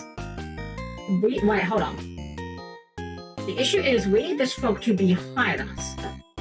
Higher than us or on the same as us? Oh, we're like nearly there here, aren't we? Bring that down a little.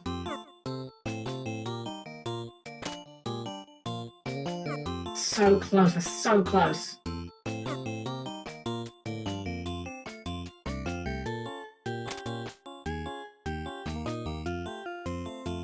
What, you got the cobblestone? Right, the cobblestone. That might matter. Where do you think you want more? Not sure if we can actually.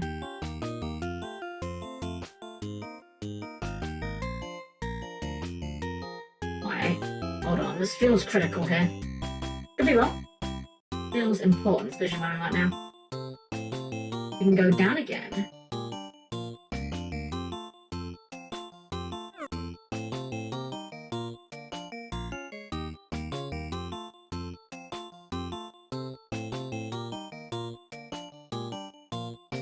Maybe not. Thought I had something there, but I don't know if I did. Wait, hold on. What if we do... No, hold on. What if we do something like this? Get that up a bit more. Get you there.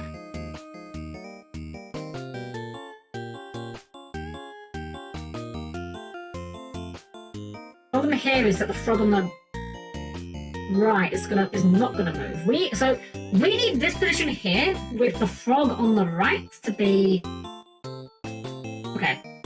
Put him there. No, we don't want to trap him.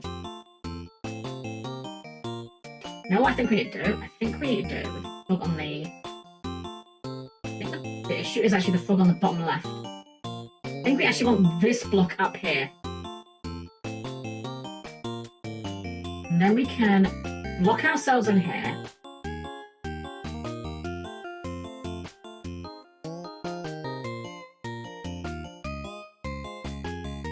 This allows us to get like that.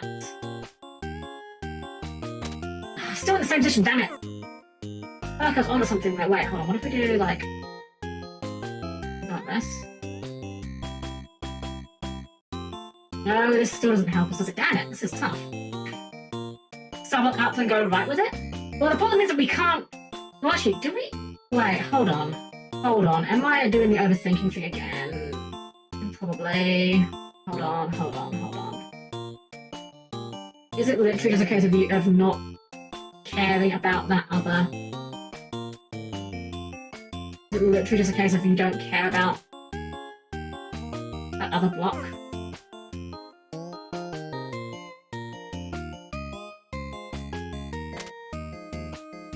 We can desync these a little bit. Like that. The right way or is it the wrong way? That's the wrong way, isn't it? Hold on, we're gonna explore this angle. Hey, Supply, welcome in, welcome. You're doing well. Okay, so we're going to explore this angle. We're going to explore the angle of what if we actually, we can't do that, can we? That'll only push down. I know we can block that in there. But what if we don't actually need to use...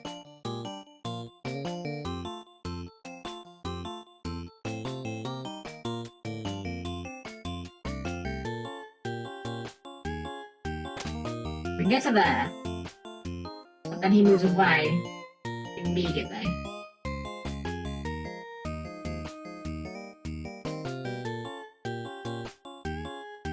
And these are going to desync in the way we want them to desync. Yeah, as much as I was hoping we could maybe resolve this without... What did do that? Let's spell that. Does that work? That's worse. That's worse. Hold on. What if we... Okay, let's try what we were doing with the block originally. The one block originally. Which is using it in the corner here. This feels right. Feel pretty good about that.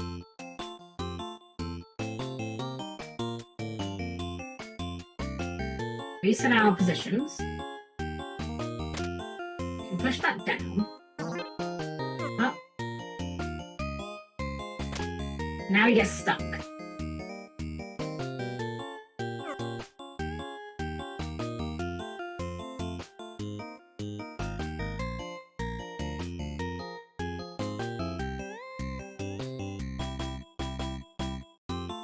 Correct, is it? Damn it! I don't think the top right one's a red herring. I feel like it's too much effort for it to be a red herring. If it was possible to do this, I feel like they wouldn't have given us the top right section. I could be wrong, like that might be completely incorrect, but it feels like there's too much going on in the top right rather, for that to be just a point of decoration, you know? Because the only way we can push this in is from the right. The only way we're going to push this in from the right, from the left rather, is if we are already positioned with the frog in the bottom left needs to be one row higher than us, and the frog on the bottom right needs to be on our row. And I don't think we can achieve that. Unless we could achieve it if we do something like this.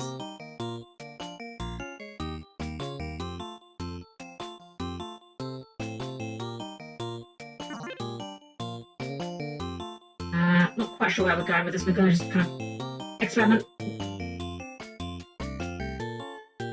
Desync that.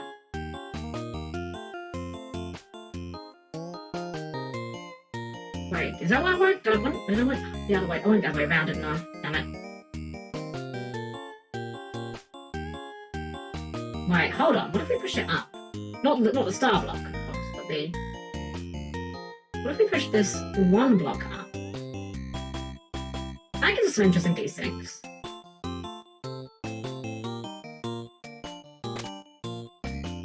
Hold on, can we get there from here?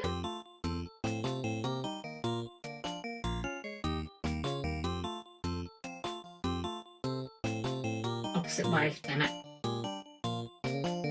That needs to be...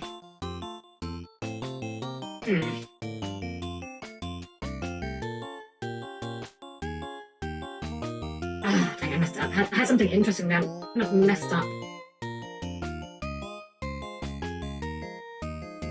Damn it, this one's... Okay, well, I knew we were going to run into a hard one sooner than later.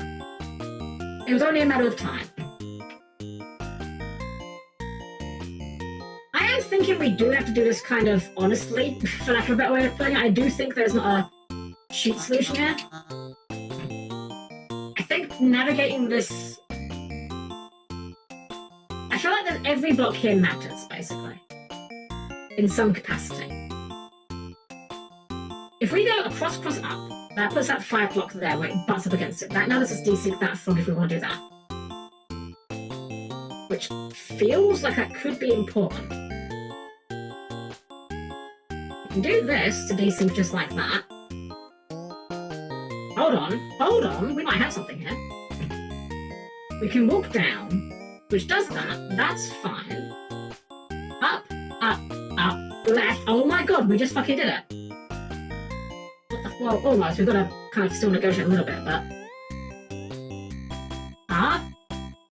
Huh? How did that happen? What the fuck? Why can't we push that? Huh? Oh, right, we need to desync them. That's fine. We're good. That's what this is for. There we go. Alright, I don't know what happened there, but we'll take it. All that messing around and we got it just like out of nowhere. Sure, why not? Frog for the win. Triple frog. Frog for Jan for game. Do we have further frog? There is no frog here. We will remove the frog. I'm genuinely wondering what the final stage for this is going to be. Like, if it's going to be some sort of boss battle of some sort. I've got no idea. Okay, another one looks reasonably straightforward. So we need to make a 3 if we're going to push that block up. Let's see. So let's backtrack the path. The star block has to come all the way around this way. It will have to come down and then through the gap where the 2 is. So we need to clear that 2 first. Which I think means we need to do something a bit like... Oh, this is a little bit tricky enough though, actually. First glance. Actually, yeah, hold on. I think we do this.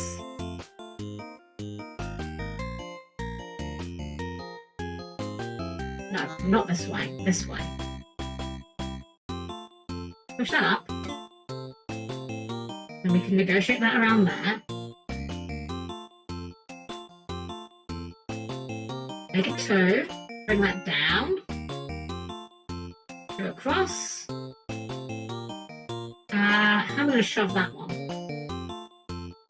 Oh, yeah. Duh, we do it this way. Bring it this way.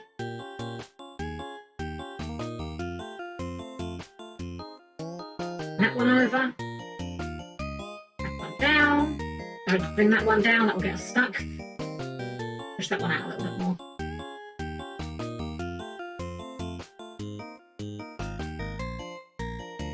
So it's going forward and back, and then forward and back, and then go forward and back, and push 1 foot forward. That doesn't quite work how I wanted it to work. Actually, it doesn't work like that at all. Hold on, what the hell? We goofed. Okay, that block is important. We need to be able to push this down. And we can't do that if this block is here. I think we can still fix this though. Just doing it like this.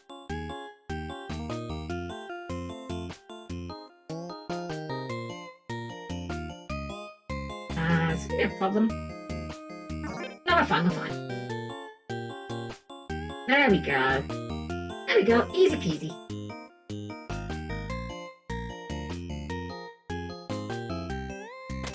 I'm wondering how many of the puzzles that we spent ages on I'm going to look back at later and be like, wow, I'm actually stupid. It's this easy. Alright, and then we just... we kind of still want to go around all the long route, but I think we'll get there eventually.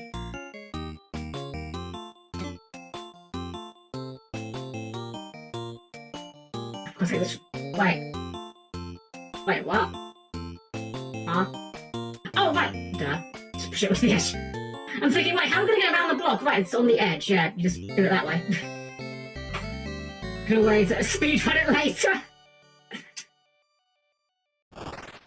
You know what? I'm sure there are speedruns for this game, and I bet they're really, like, frustrating to watch.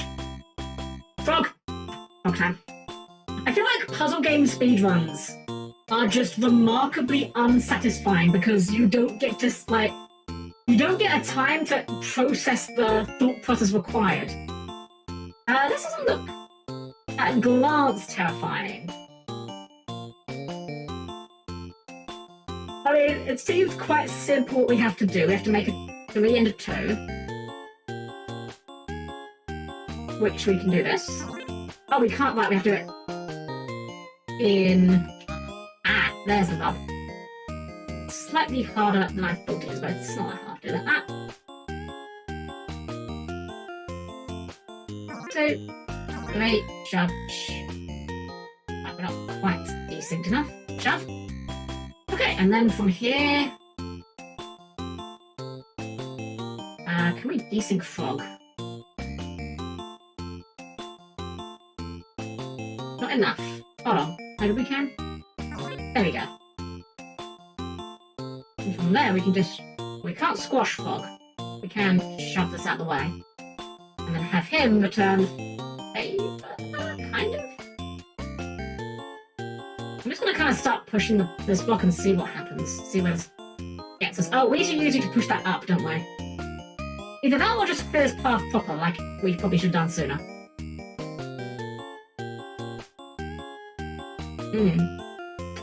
How are we gonna get through there? We ain't, is the answer. That ain't gonna be correct. Okay.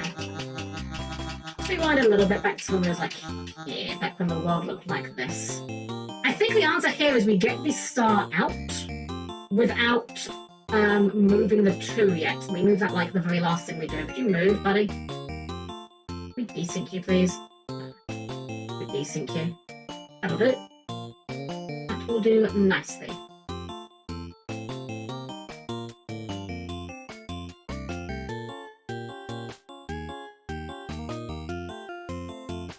You better not trap us in here. Wait, that's actually bad. I don't think we want to even get that far.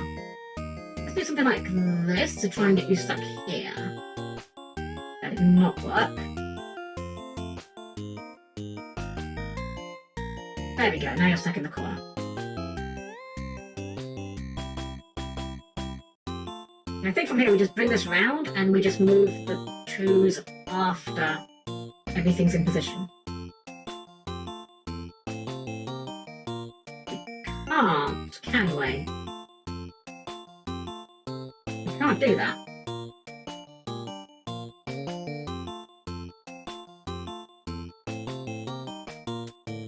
Not from this angle we can't. That red 2 needs to be on the other side of that, is the answer.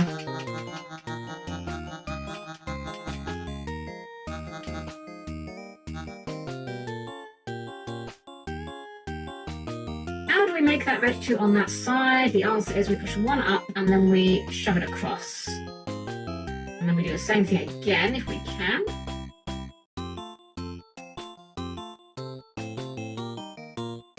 Perfect. Have that enter there. This down. We need Froggo to be more or less on our level. More or less, but not exactly, like here will work. Perfect. I think that's where we want him to be. Now we can get him stuck. Oh, what if we do that? We can't. Hey, Renatos, welcome in! Welcome, welcome. Love to see you. Doing well. Welcome in. We're on our third penultimate. I don't know if there's a word for like the third to last of something. It's not penultimate. Is the one before last. I don't know what the third before last is, but whatever that is, we are there. Oh, that's a really annoying configuration, isn't it? How are we going to get you out of the way?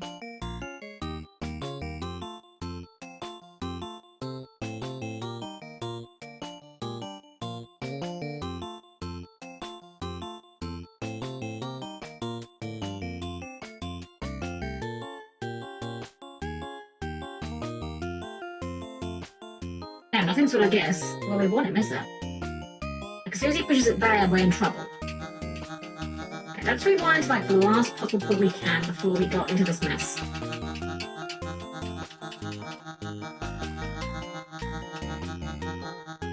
Wow, we were stuck here for a while. Okay.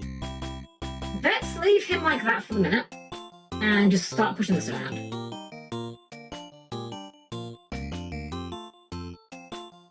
That didn't get us too far.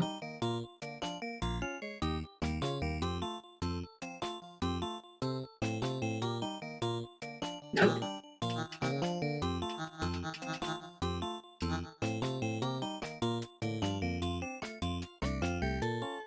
Yeah, because we need to get that block out of the way so we can get clear. Wait, this is even... Oh, we need that... Hold on, where was the star block originally? It's star block, we need the star block there. The star block can't go past that, otherwise we can't get out. We need that block up. But then we also need you to come... Okay, there we go, that's what we need to do. You get stuck down here. Then we use this to push this out of the way. And from here, it's going to be a very annoying route, but we can just go forward and back to get the star block where we want it to be.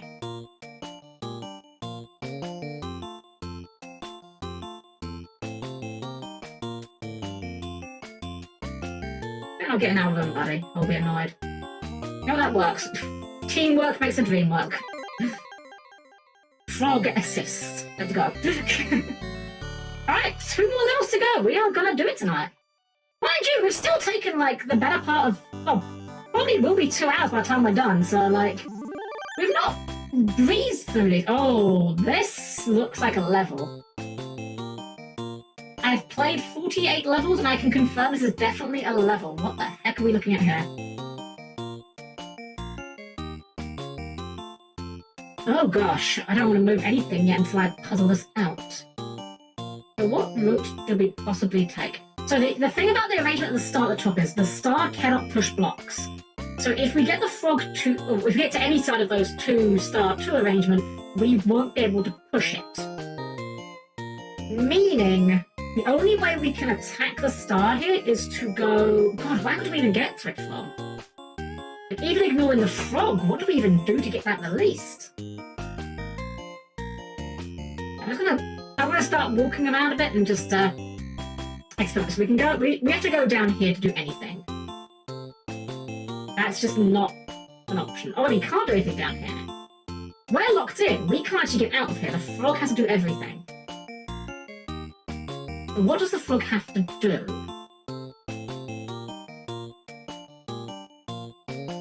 We can do something like that. That doesn't do much else. Well, we can loop that. Get that down. Oh, this is a really weird one.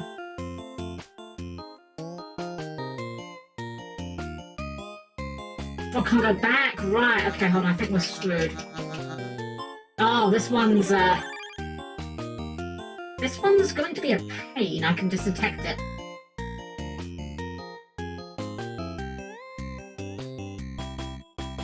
This feels like the sort of level where everything is like extremely deliberately placed. Wait, how the fuck are we... Oh, we went up this, right. Wait, how did we get... Hold on. Hold on. Shota Amate. How are we able to do that? How are we able to do that? What? That does not feel correct. I do not think we're meant to be able to do that. You can just walk across them sideways? Have you always been able to do that? I just didn't know? Huh? You could just walk across these ones sideways. I'm only now learning this? What? How? They only block you if you're coming at it from the exact opposite angle. That is wild. I didn't realise that sooner. Sure. Okay.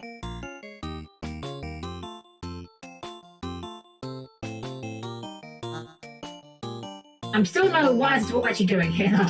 I kind of got caught off by the fact we can do that.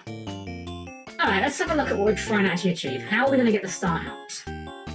I think the way that makes sense is we need to get the 2 top 2s to slice 2 to the left, and then... We still can't get the star out there, though, can we?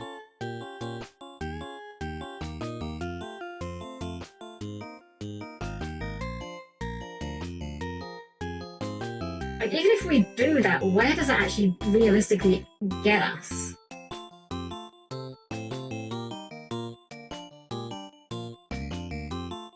Like, sure, we can get the frog pretty high up there.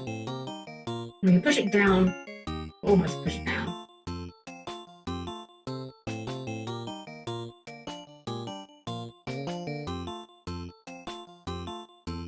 We can push 1 like that, push 2 like that, down, now where?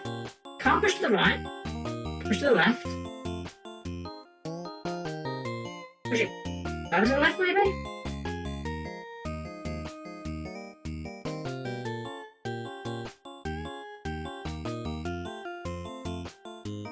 We can get that now and push the 2 up, right?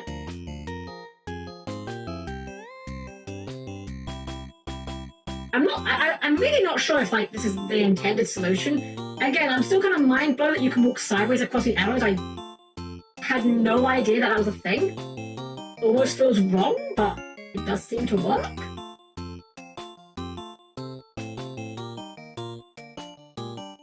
Like, is the idea now that we can... What do we do? Use the frog to, like, shove?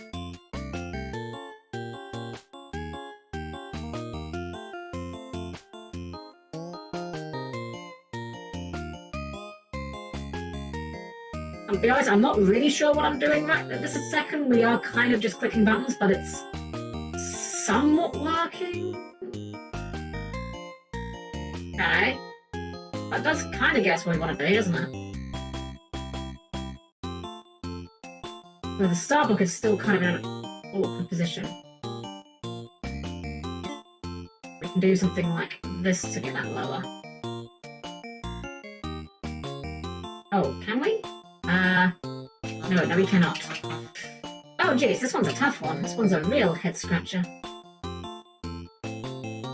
We can shove that across further. Bring that over. Bring that down. But now it's like blocked. This whole area is like snarled up. I'm just gonna restart. This one, I think we're gonna be on this one a while. Okay. I'm also not sure how we're gonna negotiate the bottom section.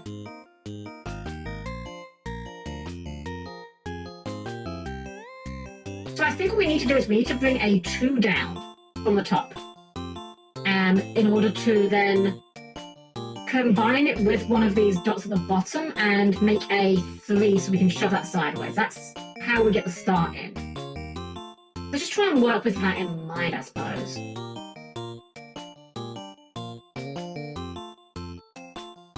I think our best bet would be to go for the middle row if we can. I don't know if we can. Well, we can just walk over there now, we've discovered. We can just do this. Like, the frog is no longer part of the factor. We can just do something like that. But we can't push the middle row because of that, right? If we can't push the middle row, we'll have to push this row. No, this doesn't work, does it? That's it? If we push the star down, we can do that. We can't push the star down. We can actually. Push that across. And we can use this 2 to push down. And then like this. Makes a 3, and we can now shove that aside. Now I've got a clear shot to this part. I'm really not sure if I've broken the game here, I'll be honest. I feel like this is not how you're expected to deal with this puzzle.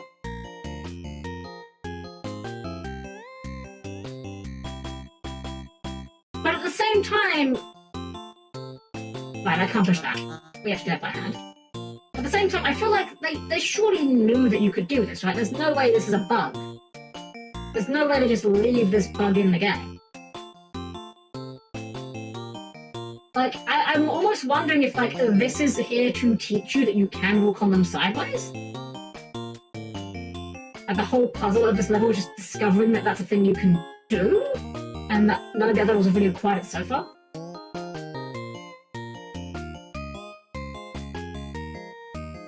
Honestly, the frog is just kind of ancillary to the whole affair. He's just kind of here. He's just vibing.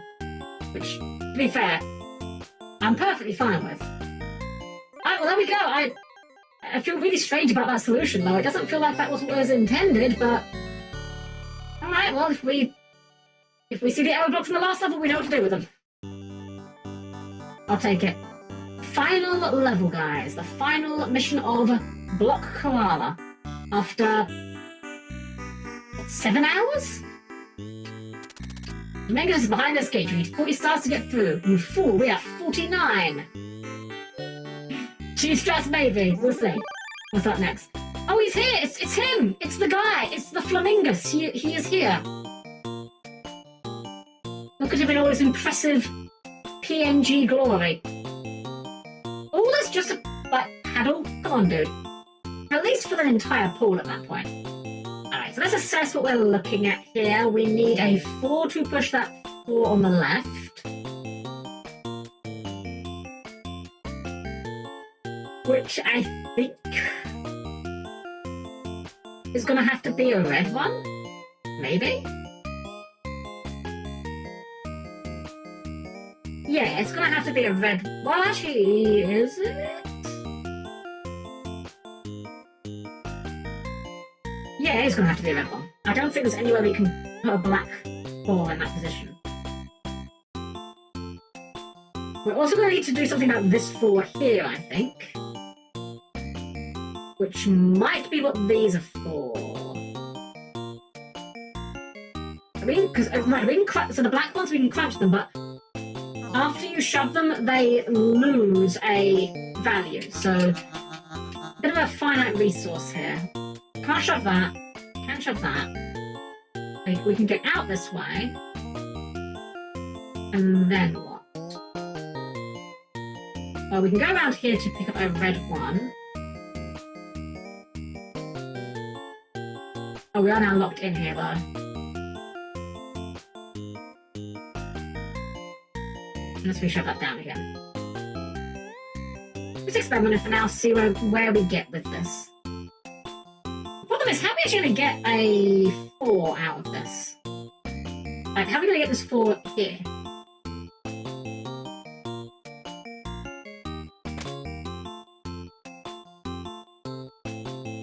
Ah, hold on. Hold on. So, the lock is on the right, so I'm thinking this 4 down here is maybe a red herring, and that we don't necessarily need to use this 4.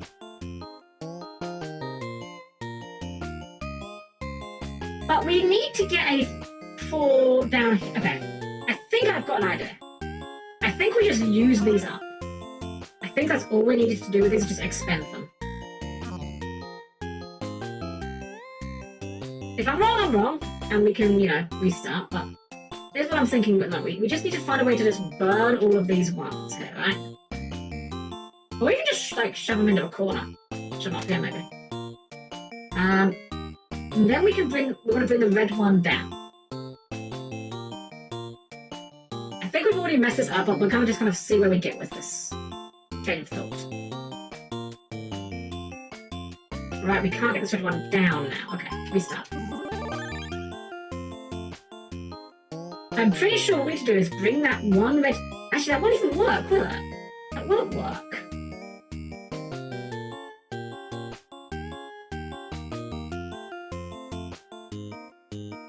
We need to unlock the gate. And then use the 3s on the bottom right to make 4s. So we use this one here to get out of here.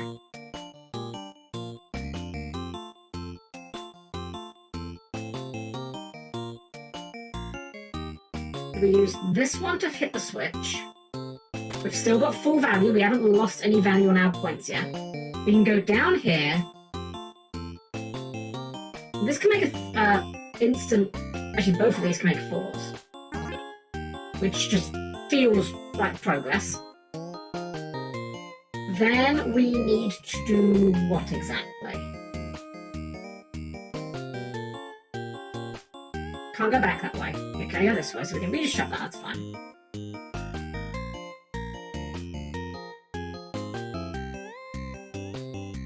I mean, now that we've got 2 4s, we can presumably just get one over to the... I think we can just get one over to there.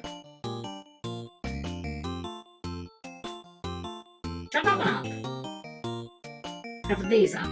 Get them out of the way.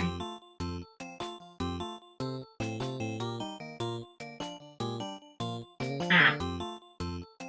Oh, we kind of goofed here, but we can shove that over there. Hold on. If we shove this over here first. And then we'll shove the 4 over. Get out of there. I'll make it 2.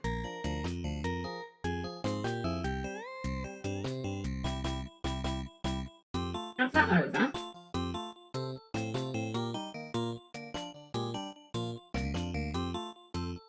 Do we actually even need the lock still? If we do, we can do a loop around here to remove one of the dots here, and even crunch that to there.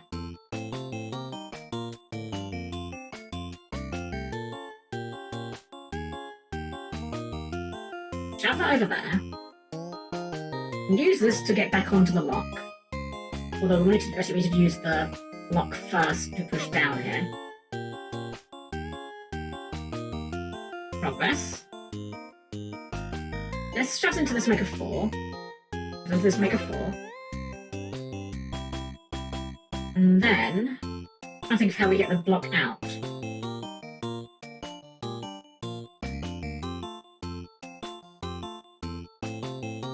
Is there a way? There's no way we can do. Okay, we do need the lock. That's fine. We can just do it with this one here. And now it's just a case of getting it to the end, I think. I think we will need to move this one out of the way.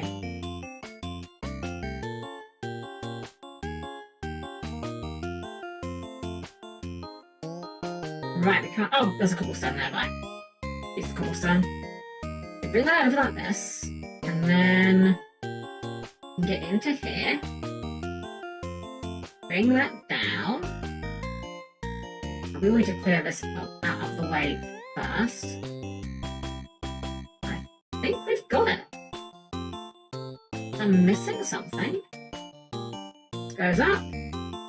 This goes round. I'm missing something. Something very... No, wait, I'm noticing something. There's cobble there. I didn't see that there was cobble in the bottom right, and I thought it was going to suck on the wall, but no, we just go down. We go left, and we go up. And we finish Block Koala with 50 out of 50 stars. Get absolutely destroyed, Flamingus, you big doofus. Flamingus, more like dumbass. What? Is that rain? Let's go!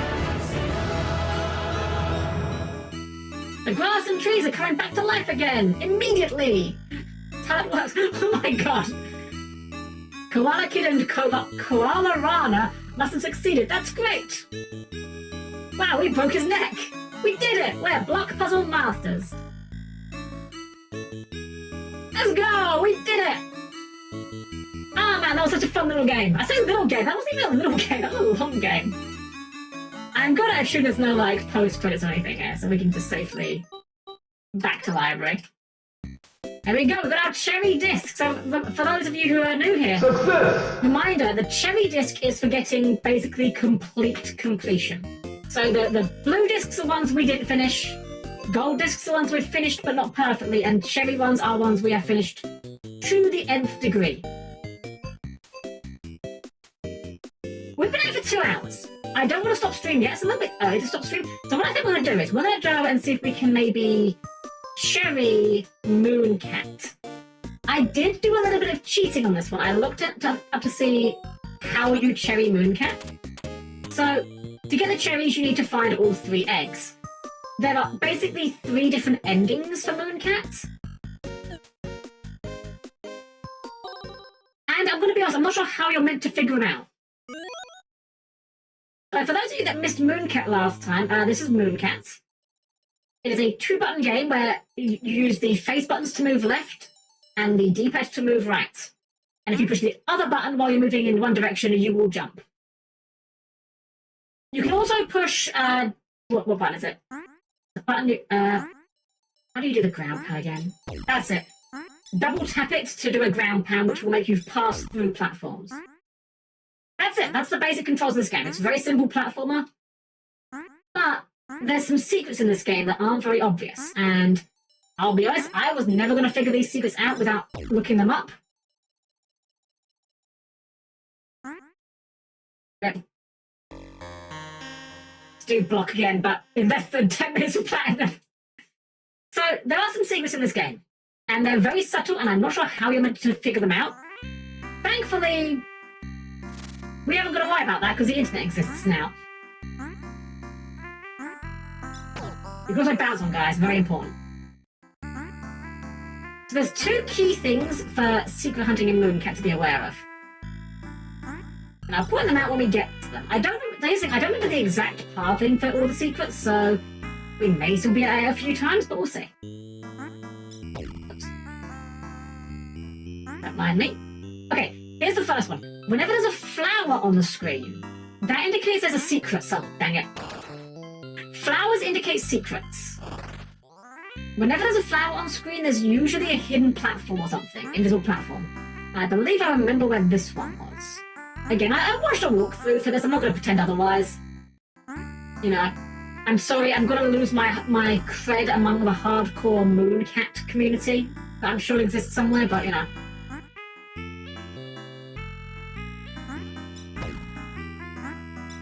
If MBT just lives in a perpetual state of annoying Madolce and Ghost Trick players, then maybe I can exist in a state of annoying Mooncat players. Right, so I believe it's up here, where you just walk off. And it's just a warp.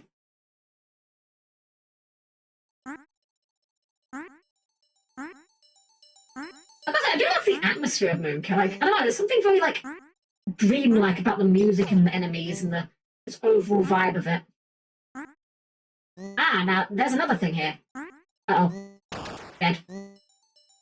So there was an Easter Island head there, little Moai head. That is the other indication of secrets. That is the second type of secret we need to be aware of. For some reason, don't know why, not sure how you meant to figure this out, but Moai heads have secrets if you jump over them backwards. Again, I'm not sure how you meant to figure that out, but it definitely fits with the UFO 50 vibe of, you know, 80s games that have obscure secrets you're just meant to know somehow. Am I doing it wrong? Right, I actually fall for the platform. Is this one? I'm certain it's this one. Maybe I have to scroll a bit further.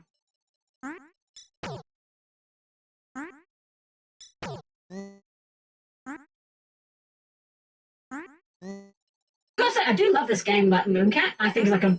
Damn it. I do think it's a very neat concept for a game.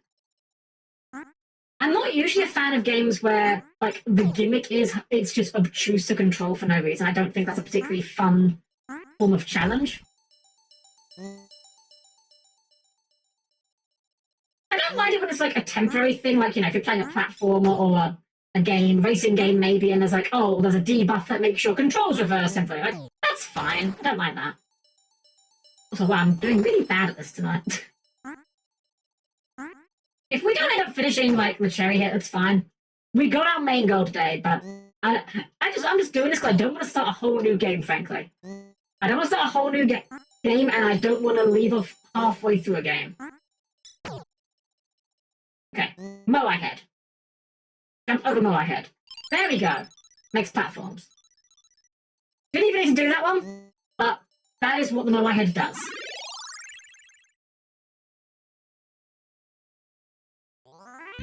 And right away, you can see another Moai head right over there and another flower. Well, we know what to do with those now, don't we? This one, I think I bounced on you. Ah, we did that wrong. Shoot.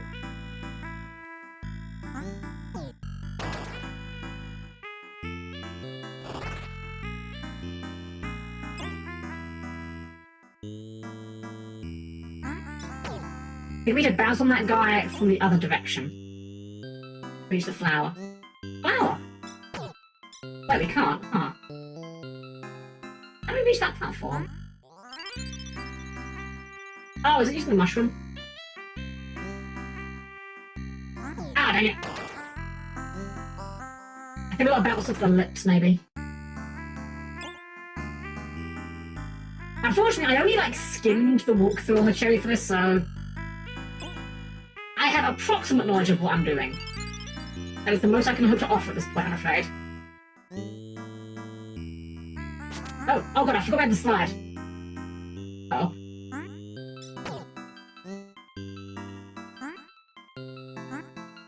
Oh, dang it!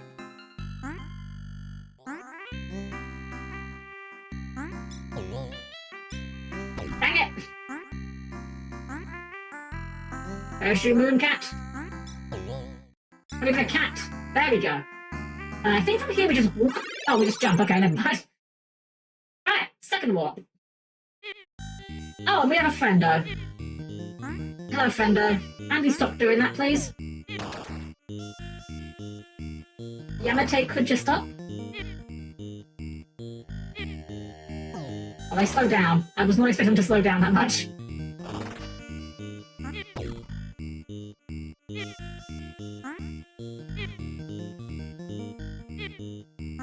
Ah, dang it.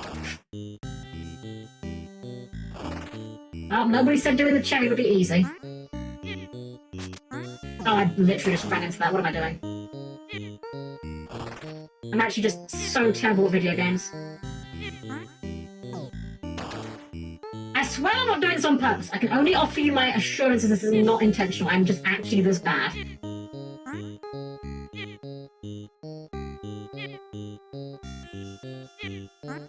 Ah, didn't do. Phrasing. Wait, what phrasing did I do now? Oh god. What phrasing did I do wrong now? Okay. There we go, that looks better. I think we're in a better position here.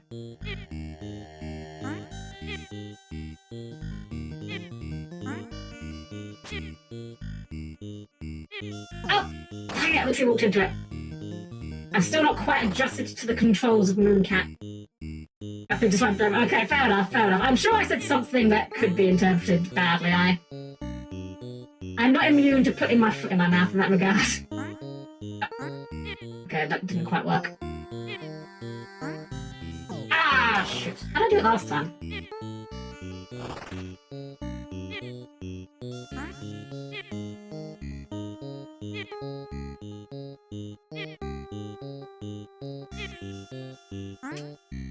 Oh, I hit the wrong key. The wrong button, rather.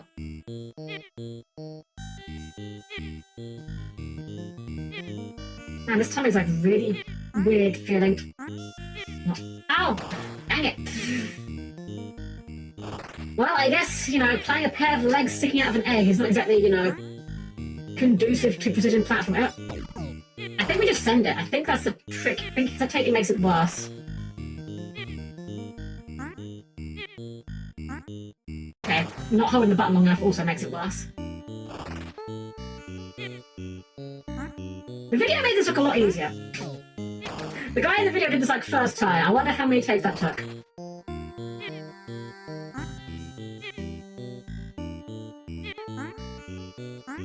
There we go. Don't fall. Don't fall. Do not fall.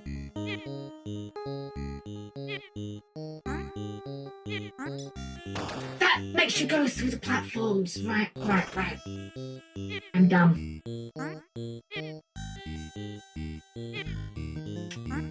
Not long enough.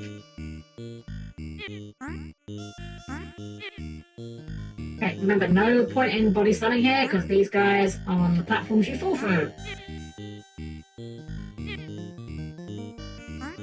Okay, progress.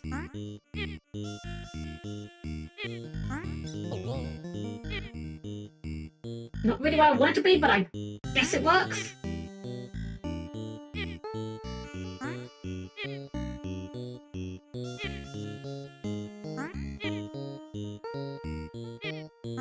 I'm getting the vibe now. Getting the rhythm.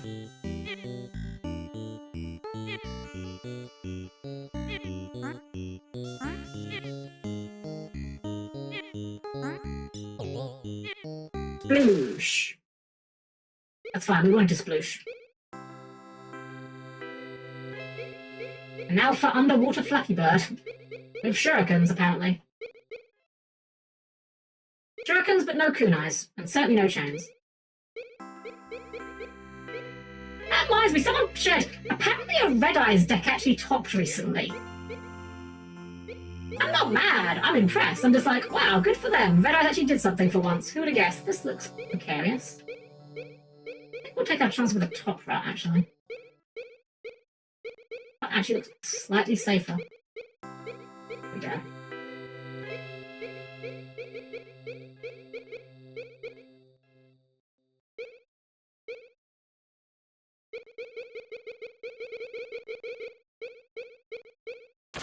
There we go, and sploosh.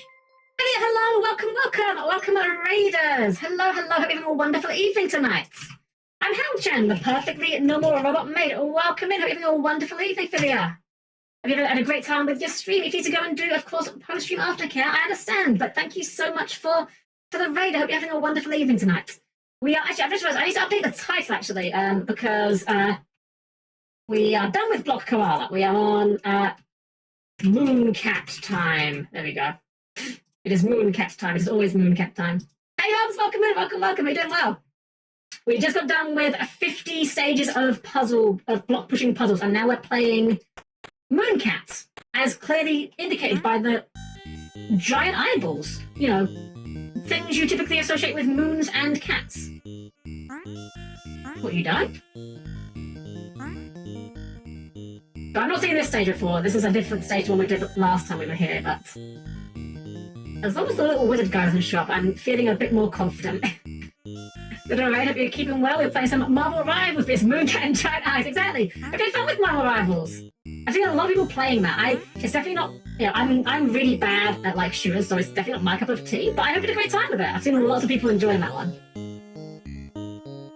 My main knowledge of Marvel Rivals is that everyone hates the shark. I won't pretend to understand exactly why they hate the shark, but I have seen more people complaining about that shark than any character in a long while. There we go. Good at by do 5 fun. That's good. At the end of the day, as long as you're having fun with the game, that's the most important thing. Doesn't matter if you're good at it or not. As long as you're having fun with it, that's all that matters. Ooh, flower. Shark mate, I love Jeff. He's super cute. He's very cute, honestly. He actually looks a lot like my one of my favorite Yu-Gi-Oh cards, plushie. Live Twin Leader has a plushie that looks exactly like that. Okay, so there's a flower here. Flower means shortcut, secret. So I'm going to assume if we go up, I'm going to assume there's a platform up here. Let me get up there, though. Can we get up there? I'll get up there.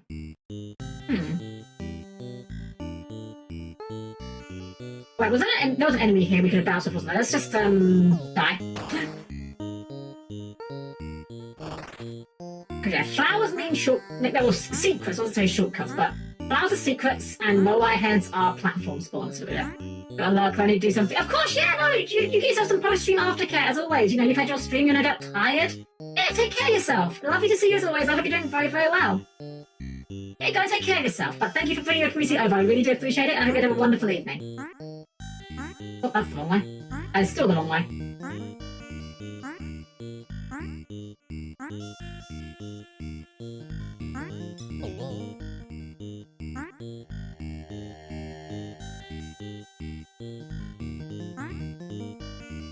Okay, so I'm actually paying attention now for where we can maybe jump up to that when we get there.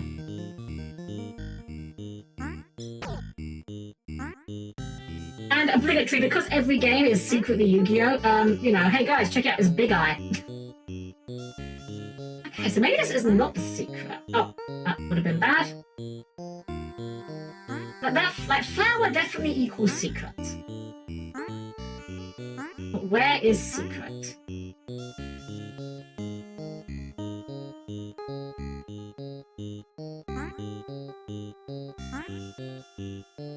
There's no way we could bounce up from here, is there?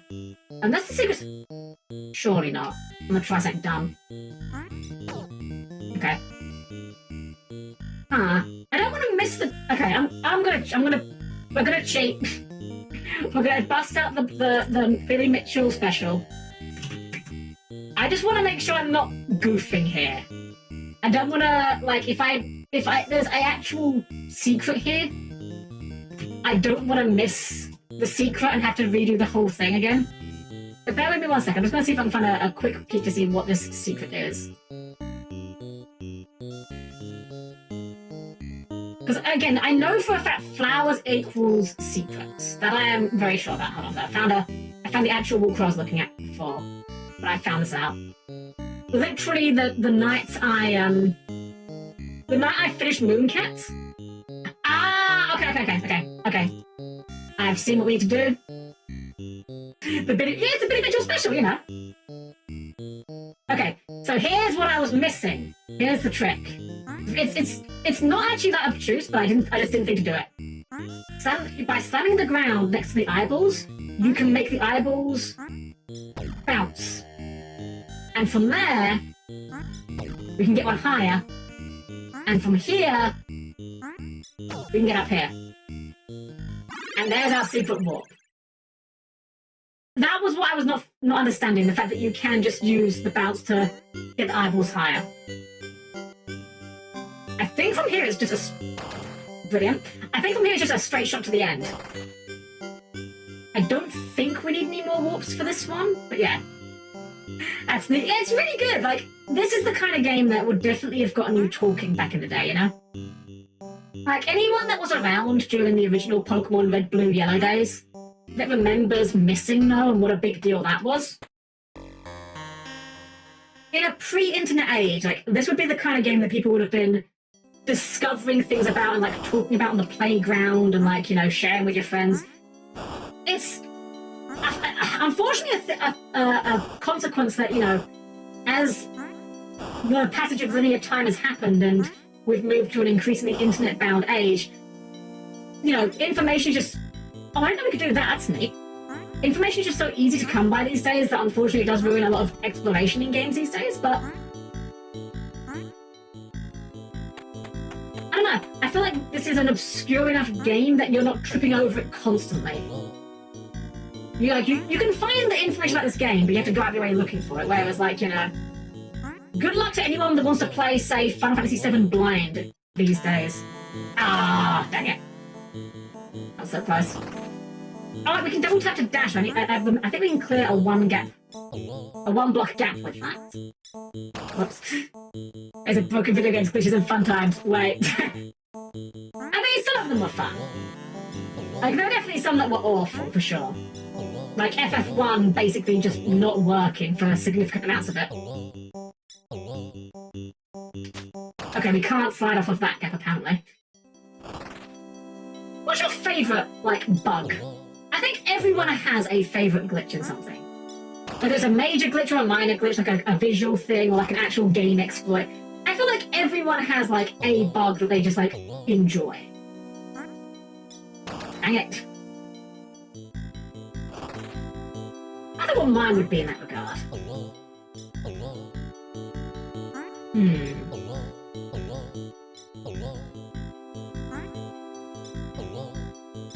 It's a very minor one, dang it.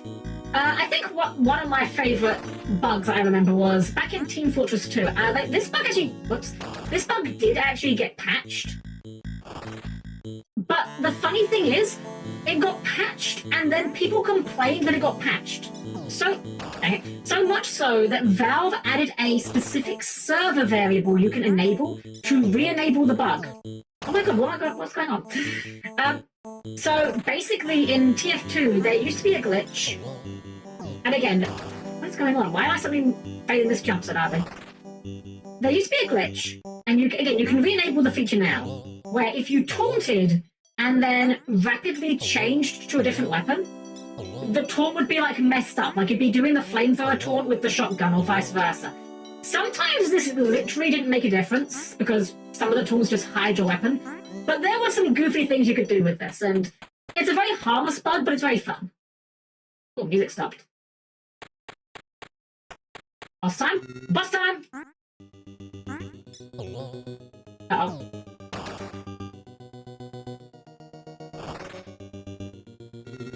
Last time we fought a boss, it was just like walking back and forth, so someone actually went and jumped him.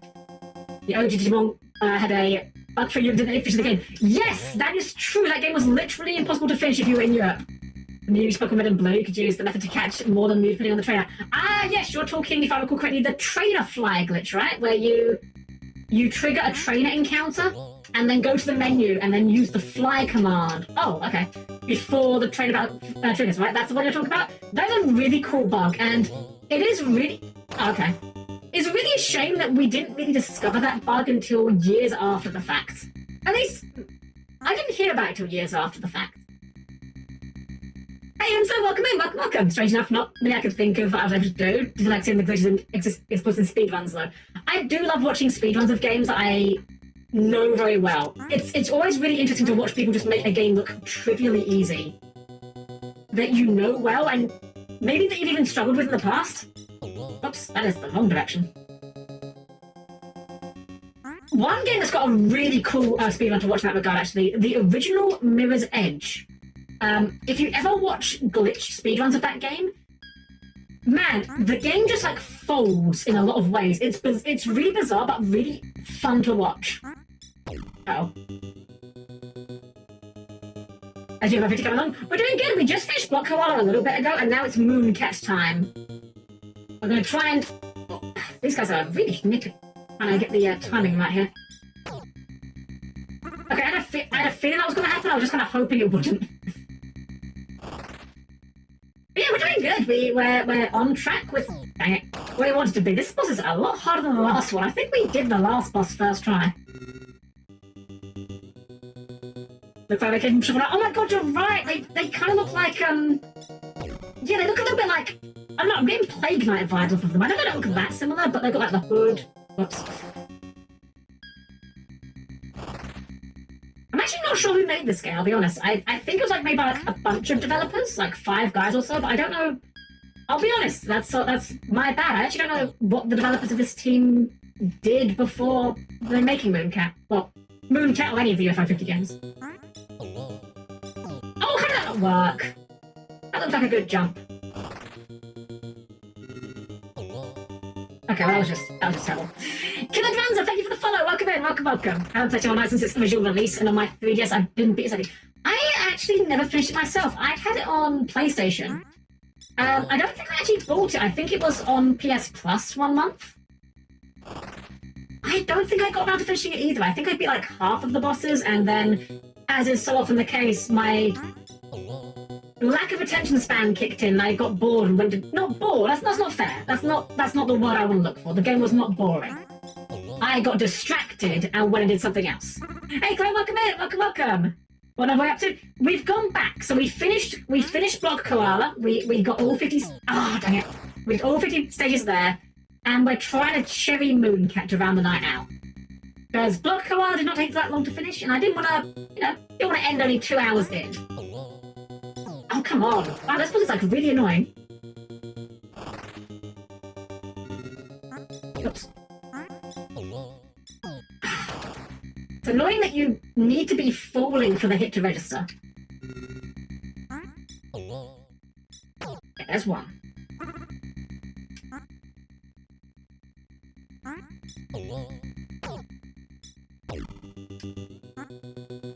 Oh Jesus, so many of them.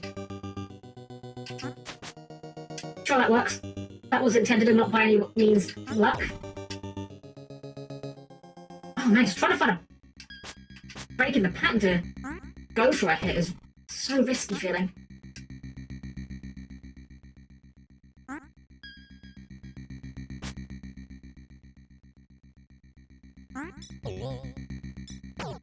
Ah, damn it! Oh god. Good god, you talk like you are Sugar Rush with the strongest sweet coffee and your favourite candy. I will take that as a compliment, and assuming it's meant to be so. Okay, let's see if we can... I say focus, but it's hard to focus once they start splitting and it's just like so much going on. No, we're good.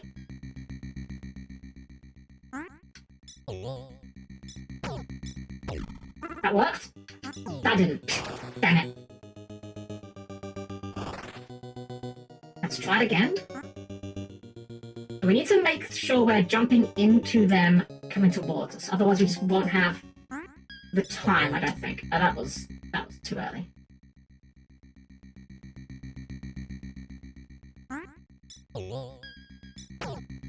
Sure. That looked sus to me, but I'll take the hit. Ah, dang it. The fact they get faster as well as smaller is making it a little hard to learn the timing here. Oh, that was terrible. If you need you to voice over Robot can pen a space-based RPG at some point. I mean, I can do the more typical robot voice, the more emotionless one. It's just that's fun to do. When you've been given the ability to vocalize emotionally, it feels like you're just holding yourself back when you go to the typical robot voice, Also, it's way less satisfying to hear, like, you know, emotionless voice get annoyed at video games. It feels actually kind of frustrating. Like, hearing robots that cannot vocalize trying to be mad at video games is actually, like, really annoying. It sounds like they're just being really insincere about it. Also, I've just realized, can these guys not hit me if I'm on the bottom? I don't think these guys can hit me on the ground. Okay, that makes it a lot less scary, actually. Okay, I mean, I'm still bad at the game, but, you know. Knowing that I'm safe on the ground actually does make this fight a little bit less intimidating. Still intimidating, but less so. I can be a little more reckless with my movement in that case. There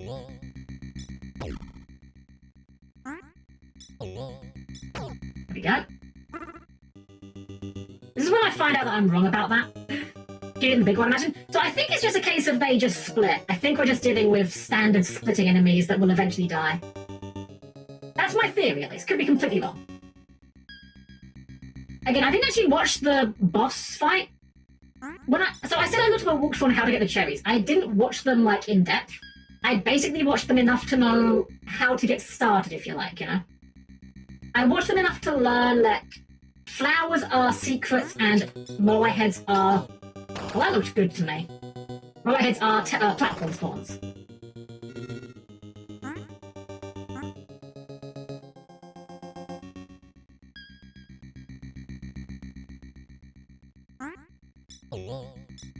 One hit. Oh, okay. Well, there we go. There's my comeuppance, I guess. They can hit you on the ground. Maybe the little ones can't. Wait, they're on different heights. One of them is higher, one of them's lower. The one that's going towards me now is going lower, you see that? So I guess only one of them can hit me on the ground at any given time, out of these two.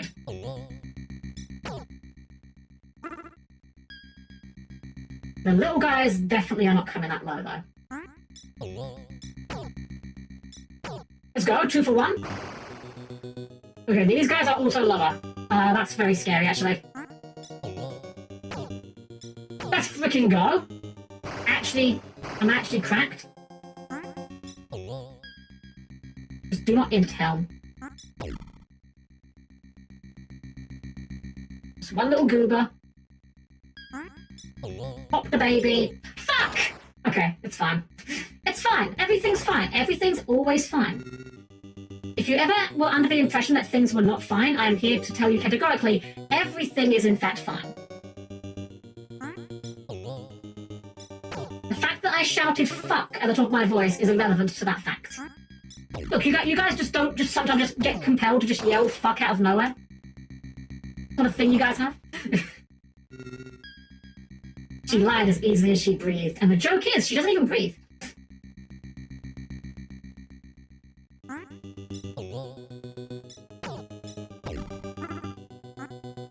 Okay, now they're both... Okay, now they're both low. I think it's based on... when we pop the big guy. I think the higher up he spawns, the higher they spawn, maybe? Oh, whoops. Please ignore that. Nope. Wait, okay, sure, that works, I guess. Wow.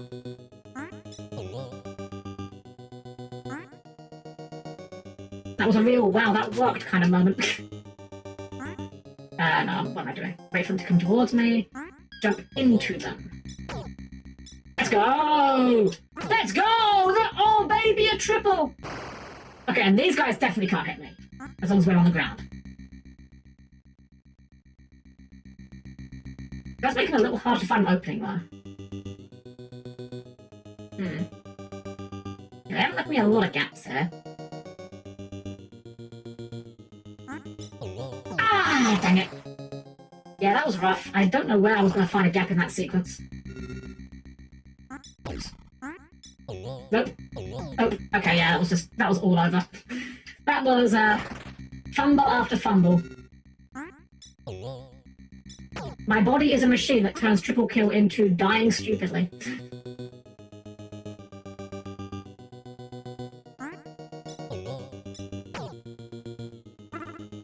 Oh gosh, yeah, no, I was not gonna escape that. Man, this one's hard. this boss really is a hard boss. Okay, nice high clear, so hopefully we're... Okay, the one on the left is a problem, but... Nope. This game is... It is forgiving, at least. If this game, like, had a live system and you had to redo the whole thing, like, yeah, I wouldn't be bothering with it. That was, one of the earlier games had that, actually. I forget what it was called, like, game 4 or 5 was, like, a platform game that you had to do the whole thing in one life, and I just don't have the patience for that, I'm afraid. There's a level of execution mastery I'm not prepared to really invest at this time. There we go. Okay, they're safe. You are not safe. I want to do the little ones first, actually. I think if I get the big guy first, I'm not going to have a good opening. Damn it! Well, it doesn't matter. Does not matter. Everything's fine. Everything's always fine. Whatever gave you the impression something is anything but fine, apart from the fact that I'm just dying repeatedly. Also, I don't understand the fish still. I still do not understand the importance or the significance of the fish.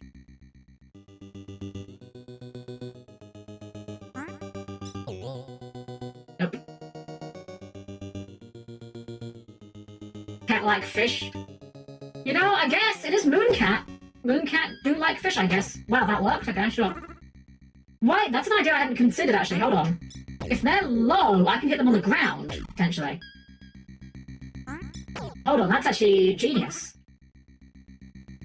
Actually, 10,000 IQ. Ah, dang it. Goof that up.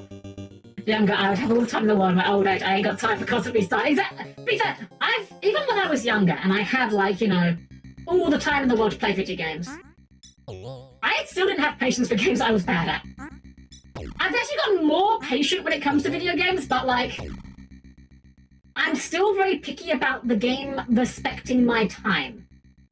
If that makes sense. It's part of why I quit my hardcore raiding in FF14. As much as I enjoyed the hardcore raiding, they got to a point where I felt that it was no longer respecting my time and demanding too much of an investment for me to consider it worthwhile. And, you know, for some people, it's that they don't consider that an issue, and that's fine, you know. Hardcore raiding what? FF14, Final Fantasy XIV, the critically acclaimed MMORPG with an unlimited free trial to level 70, including a Realm Reborn, the award-winning expansion Heaven's Ward, and a second expansion Stormblood with no limitations on playtime. I played that game for far too long. I mean, I still play FF14, but I'm very much kind of like... What's the word I'm looking for here? I'm kind of like sunsetting that game for myself at this point. Oh, that's actually great. That's the best scenario, actually. I enjoyed my time with FF14. I still play it occasionally, but I can confidently say I never ever am gonna get back into that game like I once was. Like, FF14 used to be basically all I did with my free time. Like, all my video gaming time was FF14. Now, fuck! I'll be honest. I enjoyed my time with it. I don't regret the time I spent. That is something that I like to encourage with everyone. Any time you spent it doing something you were enjoying, any hobby that you took part in that you enjoyed, no matter how you fall out of that hobby, don't look back on the times that you enjoyed that badly. Don't look back at it as time spent wasted. Any time that you spent doing something you enjoy is time that is not wasted, whatever that thing may be, no matter what may happen. You can look back at aspects of it and, like, you know, wish you'd done things differently. Like, sure, everyone has regrets, you know. But I like to try and, like, very much preach that, because I know a lot of people that will play a game, finish the game, and be like, oh man, I can't believe I wasted years of my life playing this one game.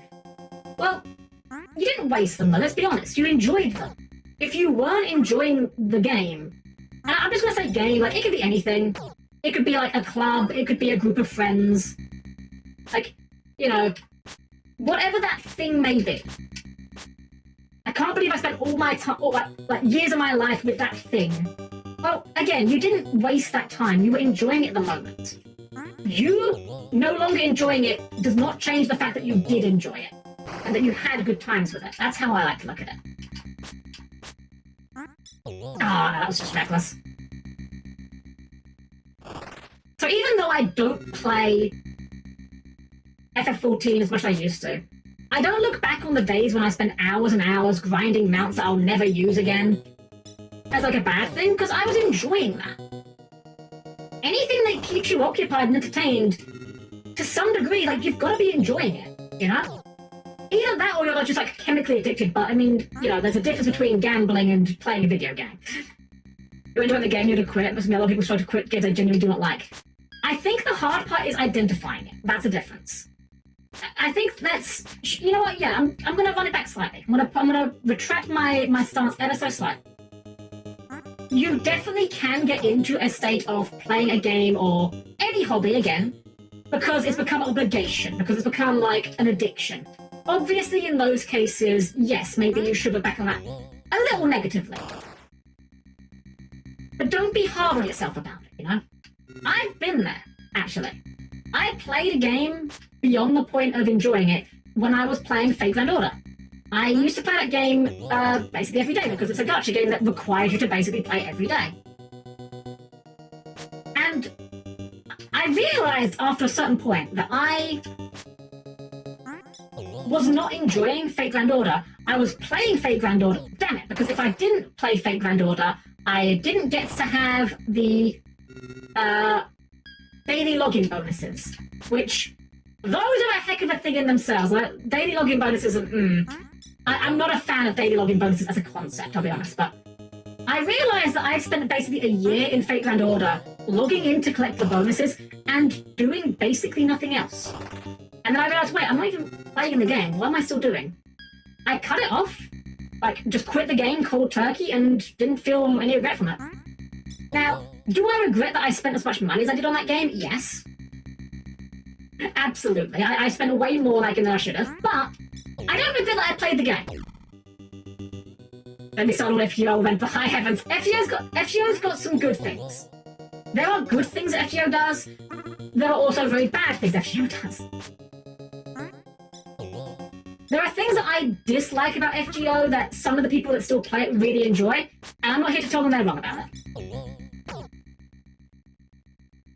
Oh, damn it. I became off cold turkey at some point because its story was fucking dog shit after a while. Yes! That was kind of where I was at.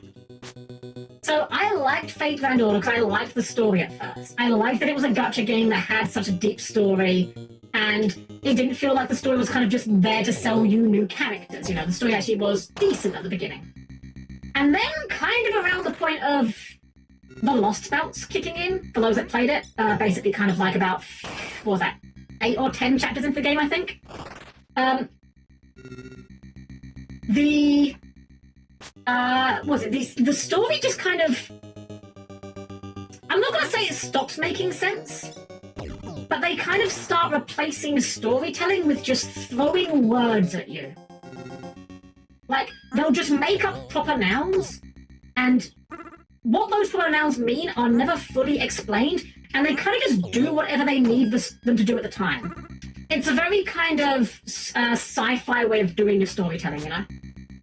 Where you just kind of like say, oh no, the quantum fluxinator has gone into hyperdrive. We're going to need 60 anodite crystals if we're going to repair it. You have no idea what the fuck I just said. That could mean literally anything. I even lost my side to play about Babylon. I am going to push back on that. I like Babylon, actually. I actually really did enjoy Babylon. I think there were definitely parts of Babylon that were handled not wonderfully.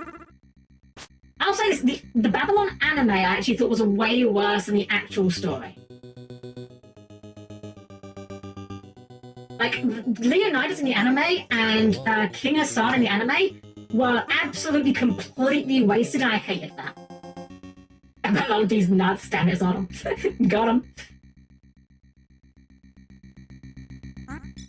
I like the concept of fate, I like the idea of heroic spirits and that lot.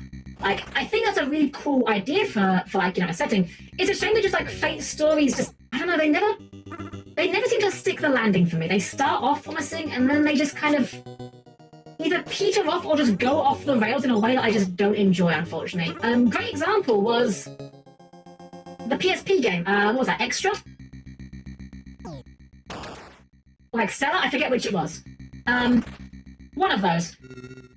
I was fully on board from that, and then suddenly you find out, like, halfway through the game that you're living in a simulation on the moon or some shit, and I'm just like, you lost me ages ago, buddy, I'm sorry. I don't mind a plot twist, but you completely lost me on that.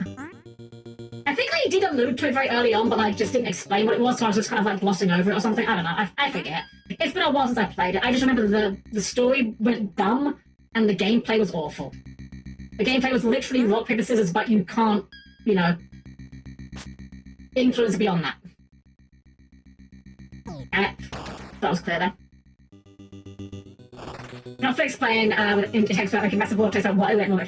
You're fine, you're fine. You haven't got to explain yourself.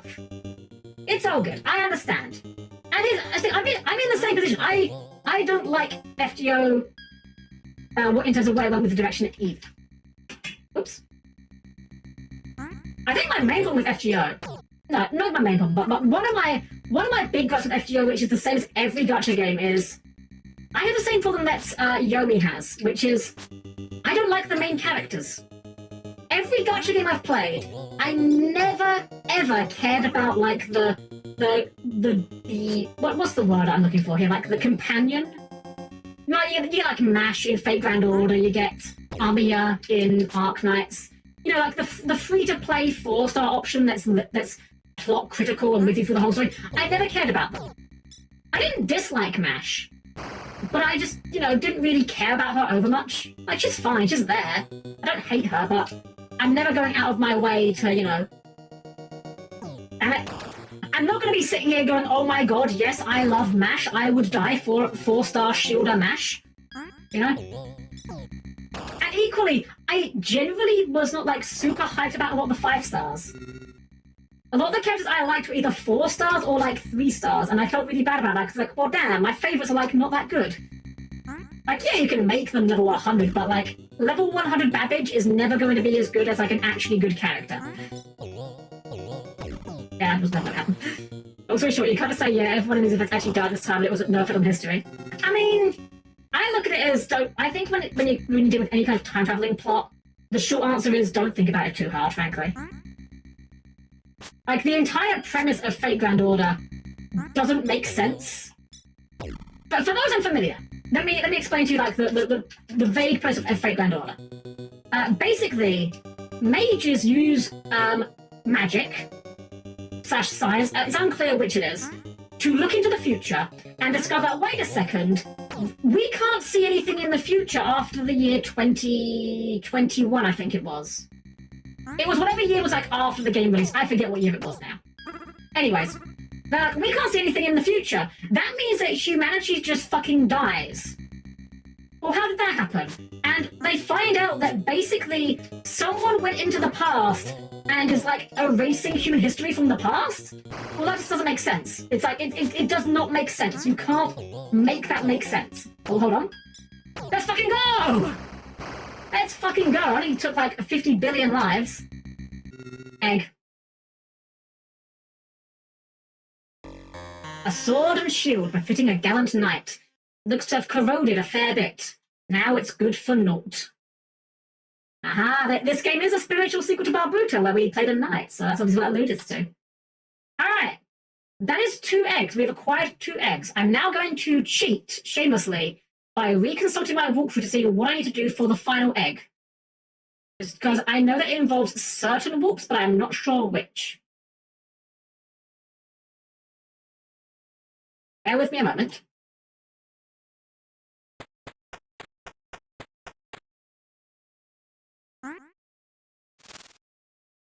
I'm shamelessly cheating right now. Let the demo, just ignore the demo footage going on in the background here.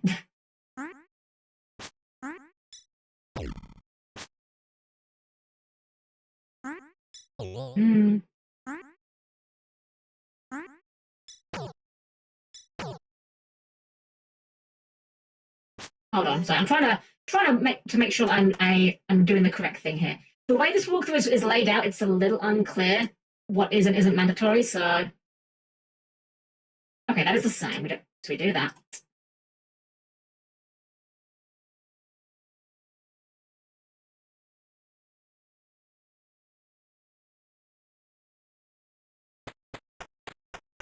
Sorry, pardon me. I know this isn't very exciting to watch, but I don't want to do the wrong thing. I have to do the whole thing multiple times.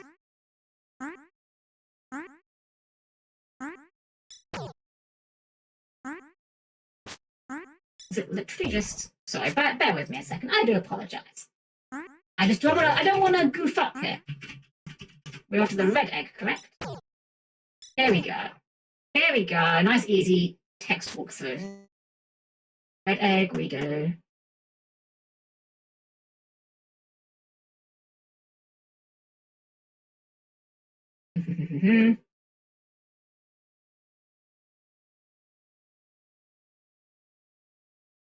Damn, this walkthrough is really bad. Hold on a second. Sorry about this again. I do apologize again. I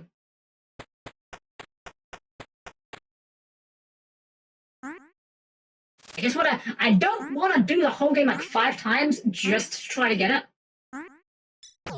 And the...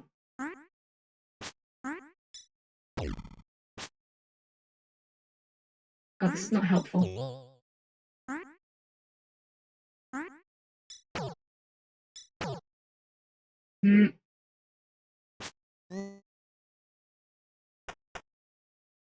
Okay, I think I see what I do. I think I see what we're doing. Okay. So I think what we do is I think we want to take the warp and then not take another warp, I think. Something like that. We'll figure it out. It's the only thing I dislike most about gacha games, where you put so much value on the high rank pools, but in order to make them good, you need like a crap ton of them. There's also that as well, yeah, for sure. I will say, like, to give some small credit, Fate Grand Order was pretty good in that regard. There were not many situations where getting duplicates of a 5-star character was particularly, like, vital for them being good. Like, the 5-star characters were, by and large, good enough with one copy. The 4-star characters, I think, benefited a lot more from it, but then again, you could kind of, you know, get them a lot easier, so... I was going through the population in America, and AEW, so I say everything goes on as normal. Gotta calm down. It's all good, you're fine. I did as good as I could, and had a solo King Solomon at the end, and I have as a... Oh, I think I've actually seen... Maybe I've seen your video. I think I've actually seen that happen. Yeah, people soloing Solomon. It's crazy.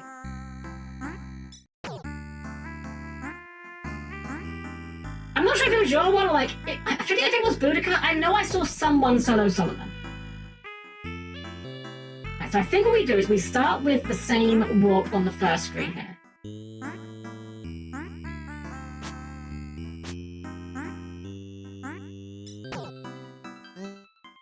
We just hop up here and walk into the wall. And I think from here, I think we just go straight here. Or die.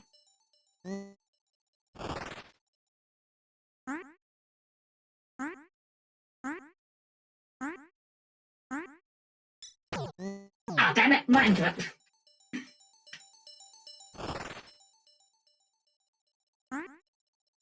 Cold as fuck saying Boudica should have been an Avenger class. Boudica deserved to be a bit stronger, honestly. I'm surprised they never did give her a better version.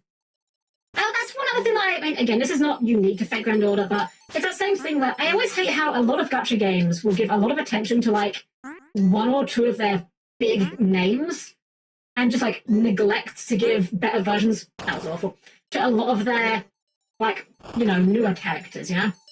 Not newer characters, wiki characters, rather. Like, good example, like let's take, say, Jean Alter, you know, Joan of Arc Alter. They gave her a 4-star Berserker version. And it's like, well, this character already is a 5-star. You know, do they really need an alternate version that's worse? Then they did the same thing with Abby, like Abigail Williams. She's a 5-star foreigner, and then they gave her a 5-star... I don't even know what her alternate one was. I think it was an alter ego, maybe? I actually forget what it was. But it's like, do we really need a 5-star variant of the 5-star character, guys? Okay, so I think here we just ignore this war.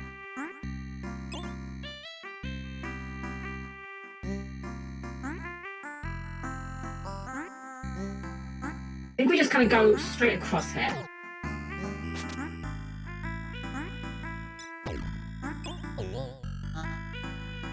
I know.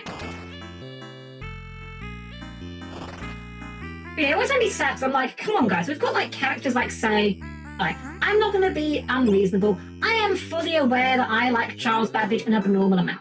I am fully aware of that fact. But like, why do we make a 5-star variant of a 5-star character when there's so many like really good, popular 3-star or 4-star characters that would benefit from it so much more? Hey Zeke, welcome. How you doing? Well, we're doing good. We finished up Block Koala a little bit ago, and we're trying to get our cherry rating on Mooncat here, which involves hopefully one more run unless we fuck it up. And I believe we just start by just jumping into this water. There is a secret for that flower, but the walkthrough said it's not required. So I think we just take this one and then look out for secrets.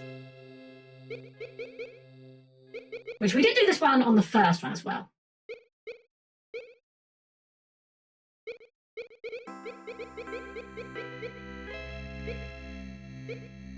I love how just like these fish have just like such straight faces. They're just like, yeah, fish, I'm here. Just a fish, don't mind me. In my lane, vibing. But I'm gonna be like Koala's puzzles. It was a really fun game actually. Surprisingly, the last few levels we kind of got through surprisingly quickly. At least it felt quick. Maybe it wasn't actually that quick, but it felt quick. Which is good, you know. There's nothing worse than a game that feels like it's dragging on. Final Fantasy VIII. Oh, sorry. Well, sorry. I had something in my events there to get it out there. Yeah, I'm not sad that we're done with Final Fantasy VIII. Suffice it to say, that game was. Well, I kind of went full mask off about it at the end. Final Fantasy VIII fucking sucks. I had that suspicion going into it, and by the end of it, it was increasingly hard to maintain that charade.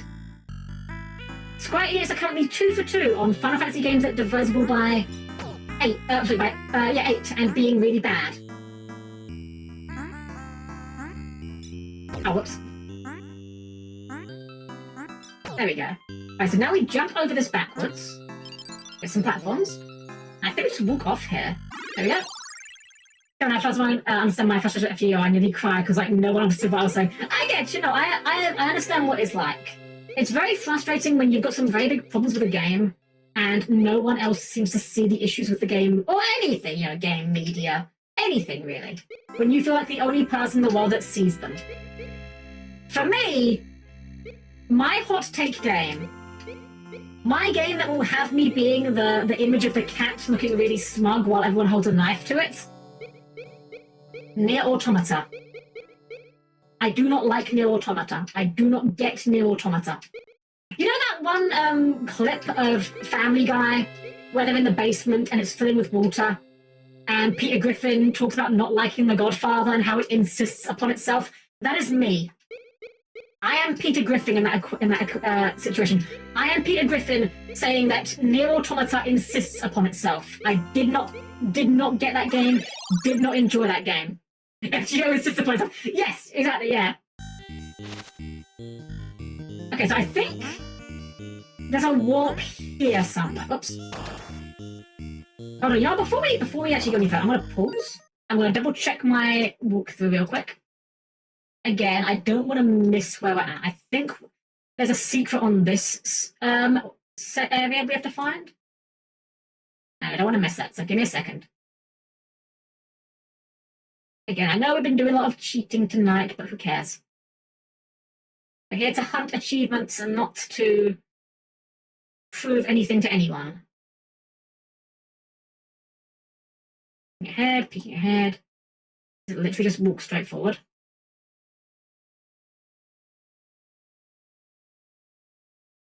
Is that what I'm next? Okay. I get through this what I'm next to as normal. Whereas I just want to look for.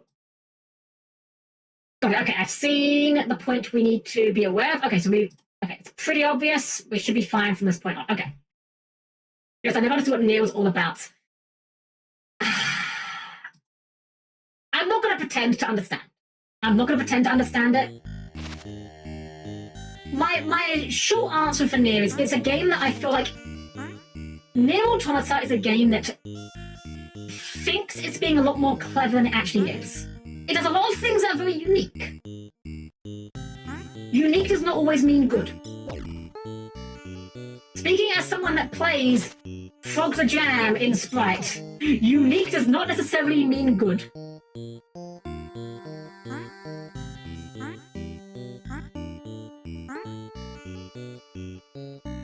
I feel like Yoko Taro as a creator.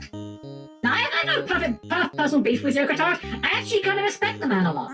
There's a lot of things he does I respect. Like the fact when, you know, they released Nier Automata and he said, yeah, so I've heard there's a lot of like porn being drawn of 2B. I have no problem with you guys doing that, but could you send me it, please? Like, you know, that's brilliant. That's a fantastic way of handling that. Full props to the man. That's hilarious. But at the same time, I feel like a lot of people kind of give him this sort of, oh, what's this fancy word I'm looking for here? Oh, there's a word I'm looking for here, and it's on the tip of my tongue. Auteur. I believe auteur is the word I'm looking for here. Oh, hold on. Do we need to use a flower here? Hold on. I don't want to miss a thing. There's a flower here. Do we need this flower? I think we just ignore this flower, right? The flowers normally equal secrets, but I don't know. We just go through here.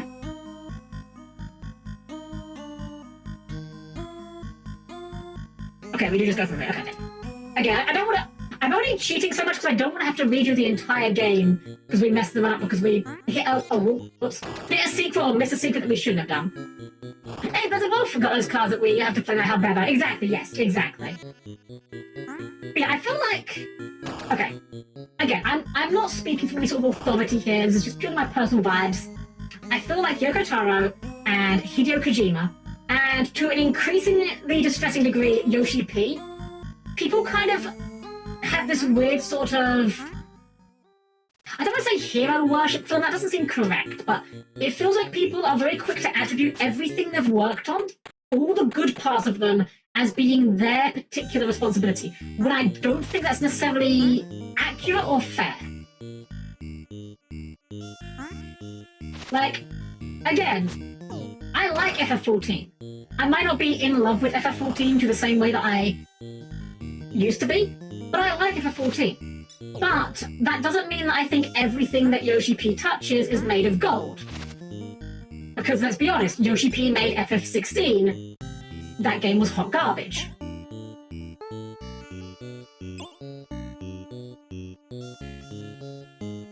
Similarly, I don't think that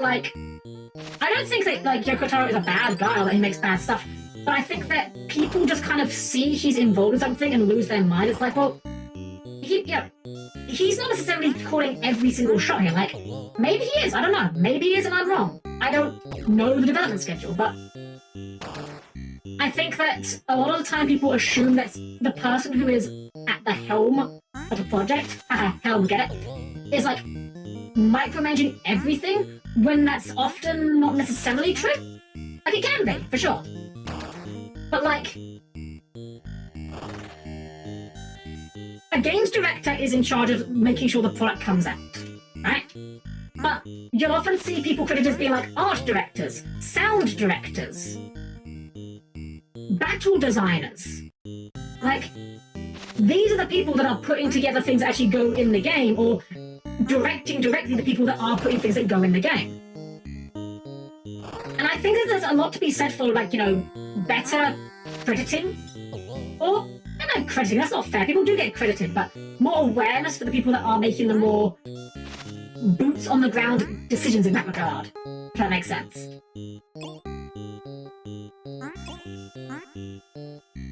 Hey, can we deal with this? There we go. Oh, damn it, the bird. True, exactly. This is my statement. Oh, what did you say? A lot of writers need to understand being simple doesn't mean bad. You know, straightforward, simple answer. You don't need complex twists all times. Isn't that right of you? Yes, simple is not bad. Complex is not good either.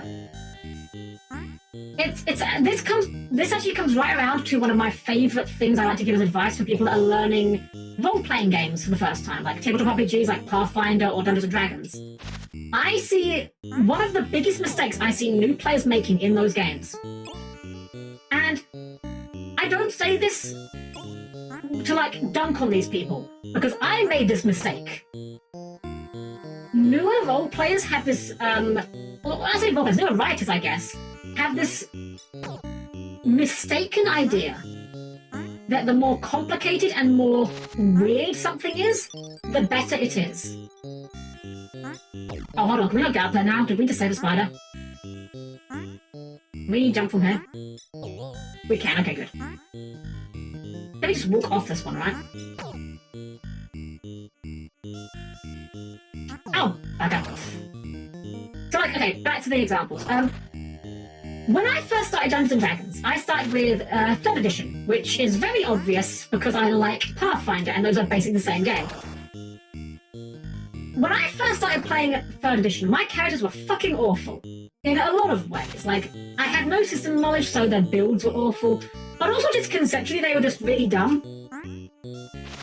In 3rd edition D&D, there is something called a template you can apply to a creature. This is how a lot of things like, say, vampires are made. Like, you have a base creature of a human, and then you add the vampire template, and now they are a vampire human. Easy to understand. In 3rd edition D&D, these templates have what's called a level adjustment. Dang it. And this level adjustment means that you could apply them to player characters, and you could play something very strange. You could play like a half-fey elf, for example. You would get like extra abilities, extra bonus stats. The downside would be that you have a level adjustment, meaning that you are permanently one or more levels below the party. As a result of this, I would just find as many templates as I could, shove them on my character, and just laugh because I made a funny, goofy character. Look how interesting my character is, guys. Case in point, I don't remember all my characters that I made back then, but the one that I do remember because it was utterly awful and dumb. Why did I again? Fuck's sake, Helm. This character was a fighter. They were a fighter with the following templates. Human fighter, mind you. The monstrous template, which granted them fire breath. The winged template, which, well, you can guess what that does.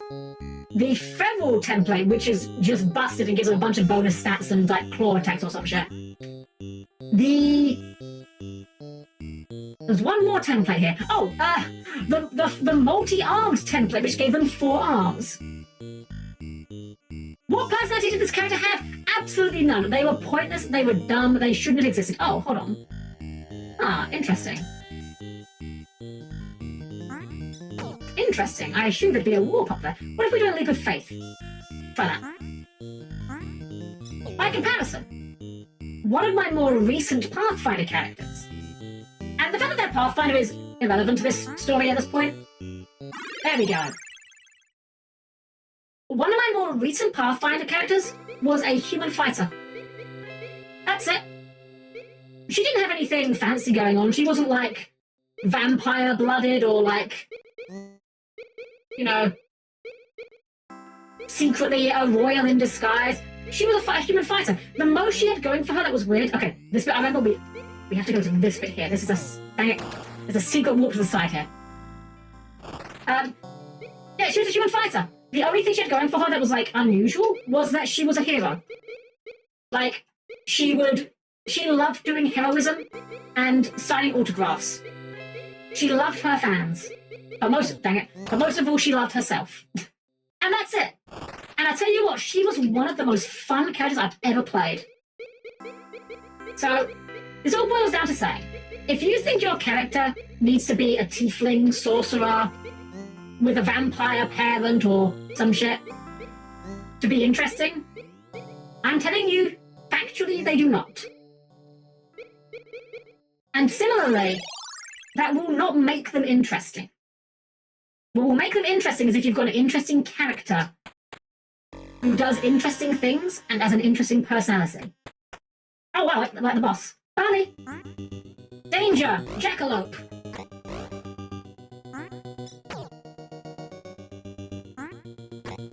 But yeah, it's the whole point can be summarized as this whole story that I've been going down, which I've told before, can best be summarized as the mistake to not make is do not mistake your character for being interesting because of what they are. Your character will be interesting because of who they are.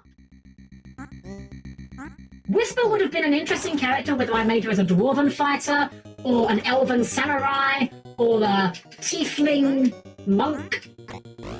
The personality and who she was, oh yeah, how she fought in combat might have been a bit different. She might have had a few different aesthetic choices, but what she did, how she interacted with people would have been the same. If your character does not have an interesting starting point, you won't have an interesting character. Similarly though, in the same vein, this does not mean that your tiefling sorcerer cannot be interesting. They absolutely can be. And it doesn't mean that human fighters can't be boring. They absolutely can be. The important thing, though, is, again, making sure your character's identity is not their entire... all you have to them, you know? Their personality is what will make them a character. Their identity gives them their stat block. But their personality is what makes them a person. Because believe you and me, I can write a lot more stat blocks than I can write interesting characters.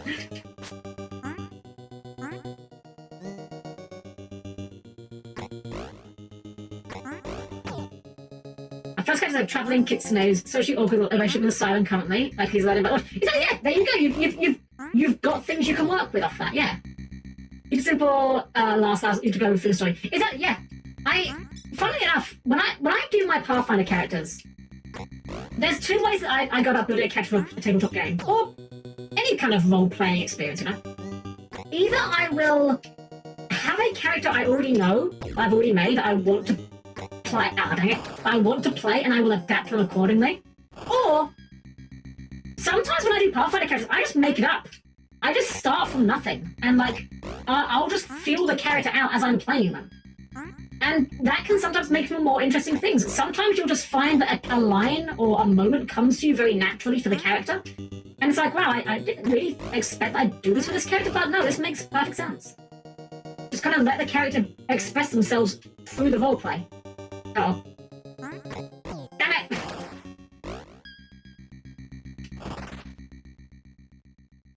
This bunny does not feel as hard as the ghosts, at least. Bonk.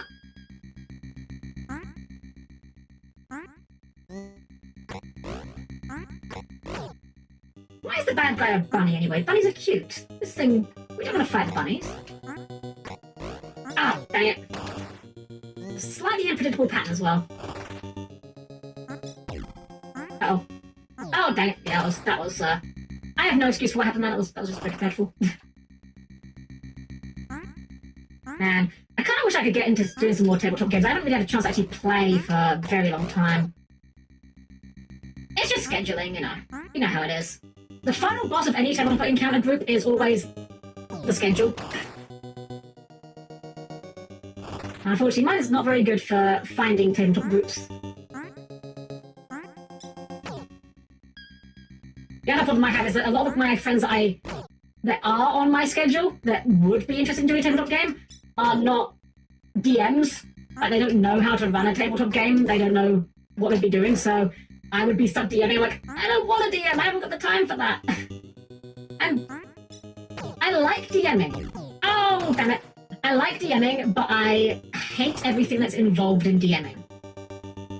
I know it sounds like really hypocritical, but like, I like the part of DMing when you're sitting around the table, telling stories, rolling dice, being goofy in character. That's the part I like. The part where you spend like hours during the week designing battle maps and writing out stat blocks, that is the part I enjoy significantly less.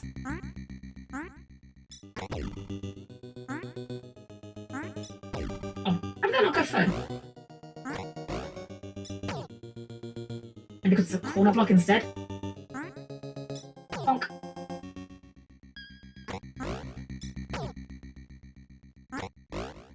Yeah, it's locking a bit here. We've done a lot to the bunny. I think if I focus a little bit, we can beat the bunny easy enough.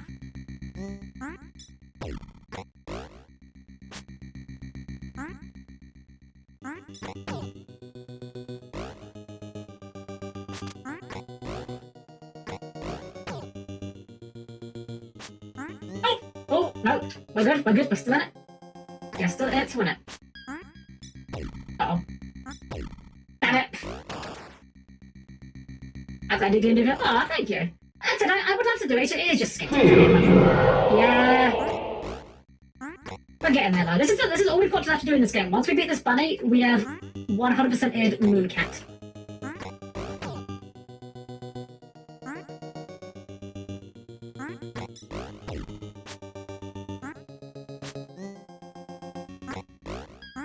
Bonk.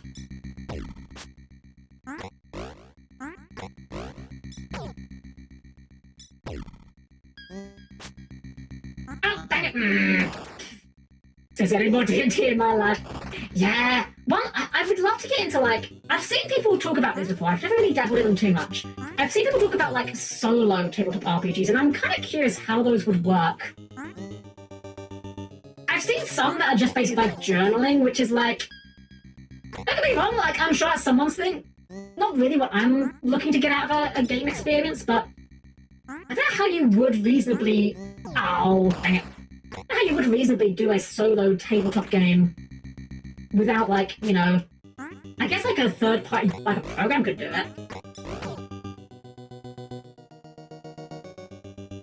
I mean, I hate to bring up the dirty word of the hour, but, like, you know... In theory, I'm just saying, you know... In theory, AI DMing could be, like... pretty good. Just saying. I know, we hate AI, I know, but come on! Think about it, the idea of, like, being able to solo play D&D with an actual, like, you know, DM, personal DM, you can't deny that would be a pretty cool idea. I don't know how you could do it ethically, like, you know, because we all know the whole mess that is generative AI, but, like... I don't know, I think it could be a really cool idea if it actually was done somehow ethically. Again, I don't know how you ever could do that.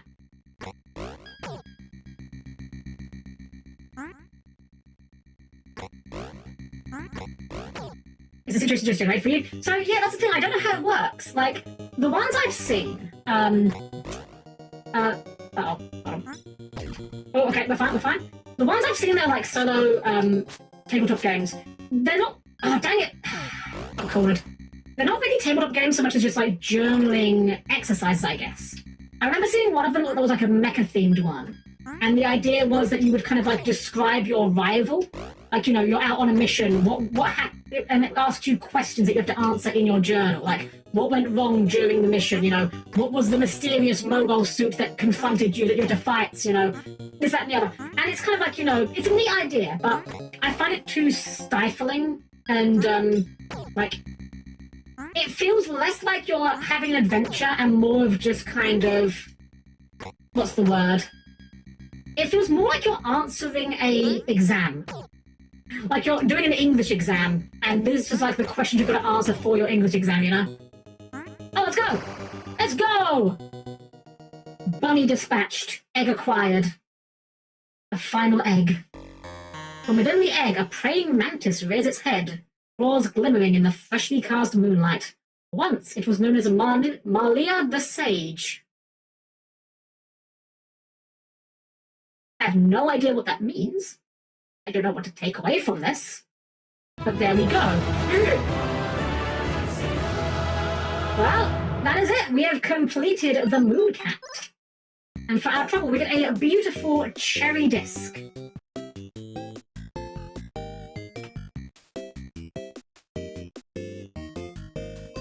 I think what we're going to do, we're going to go for a little longer, because we've only gone for like... We usually go to 4 hours. 4 hours is my comfy streaming time. I always feel like 4 hours is a good amount of time.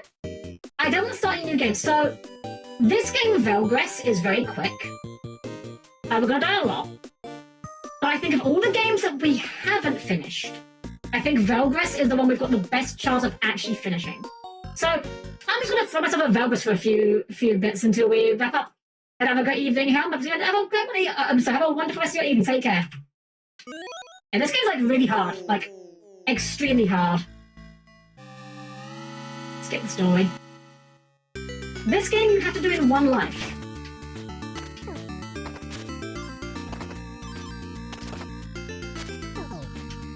I think the only thing that we've encountered so far that actually can kill you is the rolling spike ball thing, but... Oh, that works.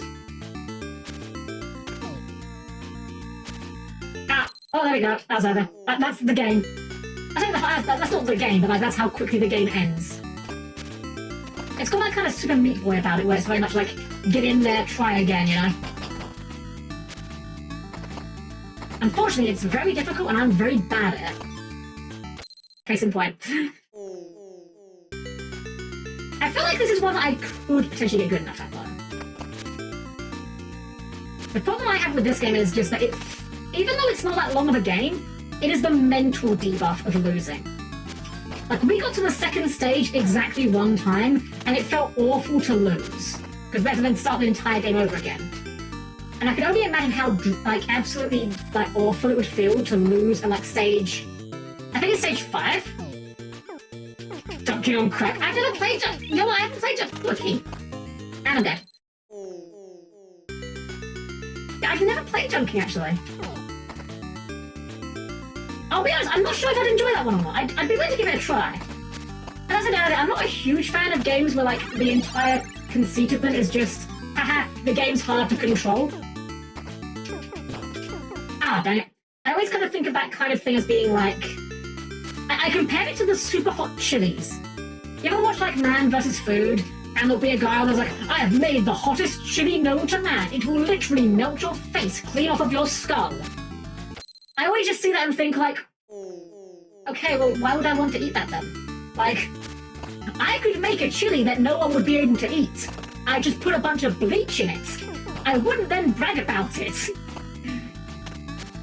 Like, if you've made something that's, like, so bad that the only claim to fame is that it's unpleasant to eat, I feel like that means that you've failed as a chef at that point, you know?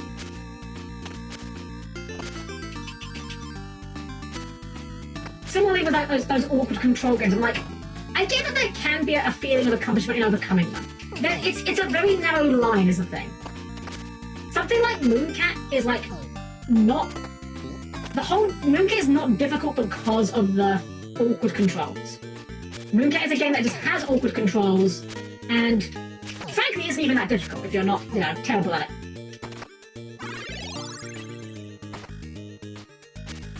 Whereas something like, say, Quap, like, Quap is only hard because of the controls and nothing else. Right, let's go. It's level 2. It's like only the second time we've made it here. And we could do a summer fun game. Oh, maybe. I could see doing that summer fun game. Can we buy anything? Platforms break slower. Bullets will cut coins. Yeah, platforms break slower sounds wonderful. Thank you.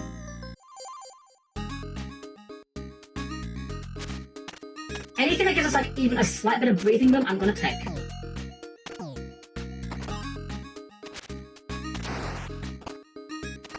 I'm not too worried about score either. I just want to get... Okay, that... Fuck! That's our best line! That death line is our best record, and we still die in, like, the exact same spot. Damn it. Well, back to it.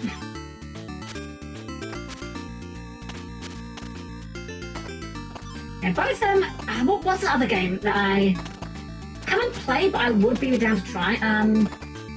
Shoot, I'm forgetting the name of the game now. It's the game where you are a man in a cauldron, and you use a hammer to ascend. And it's, like, ball-bustingly difficult, where, like, at one point you can just lose all your progress. I'd be down to try that game, but I don't know if I'd be down to commit to finishing it.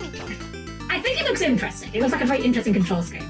And there's another one that's, like, very similar. I think the other one's called, like, Climbing Game or something, or Nondescript Climbing Game, where it's a similar setup, but instead of a hammer, you've got, like, 2 grabby hands.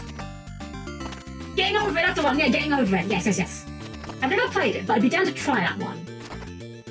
Again, I don't know that I would commit to finishing it.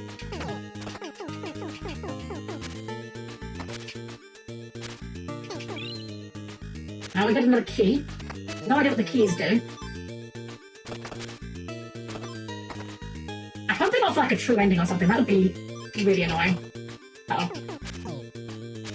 Well, it doesn't matter because we died anyway.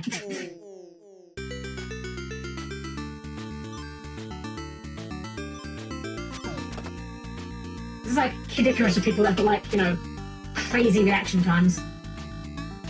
I wonder if this game is frustrating to watch speedrun. Because again, there are some games that are, like, really satisfying to watch being speedrun, and then there are some games that are just, like, really profoundly unsatisfying to watch, you know? I think there's, like, I don't know if it's, like, related to the game or just, like, what, but I just think there are certain times when watching a speedrun, it's, like, mildly irritating to watch how easy someone's having a time with the game, you know what I mean? Like, sometimes it can be really fun and really like, wow, that's so cool. And other times like, oh my god, this fight took me like 50 years and you did it in like 10 seconds, what the hell? I hate this. Alright, there we go. I'm actually fake ridiculous. I'm a simple palutator. You're allowed. You're allowed. Well, we can't afford anything, so I guess we'll leave. I mean, we can afford the bullets collecting coins, but... Well, that was a wonderful start. Yeah, palutator is very pretty. There's an artist who used to do... I don't know if he still draws her, but he used to draw a very good palutator. This artist, am I allowed to say sussy artist names on stream? I'm allowed to say it, right? I don't know. I don't get myself in trouble. Alright, I will allude to this artist, and I will maybe drop the name in Discord later. This artist who I've followed for many, many years does fantastic work, and you ever have like that dream artist that you'd love to commission, but like they never do commissions, or if they do, they're never open when you actually look at them? Yeah, he kind of fits that bill for me. He draws a lot of very big boobs. I can't, well, no, I'm a simple mate, I like big boobs, okay? And I'm not just talking like slightly large boobs, we're talking like, you know, huge honka-donka-badonkas. But I really love his style. It's not just about the boobs, okay? It's not just about the boobs. It is not just about the boobs. The boobs are a factor. I'm not going to claim the boobs are not a factor. But I genuinely really love his actual style. It's really nice. But unfortunately, I don't think I've ever actually seen him take commissions, unfortunately. World Cup size.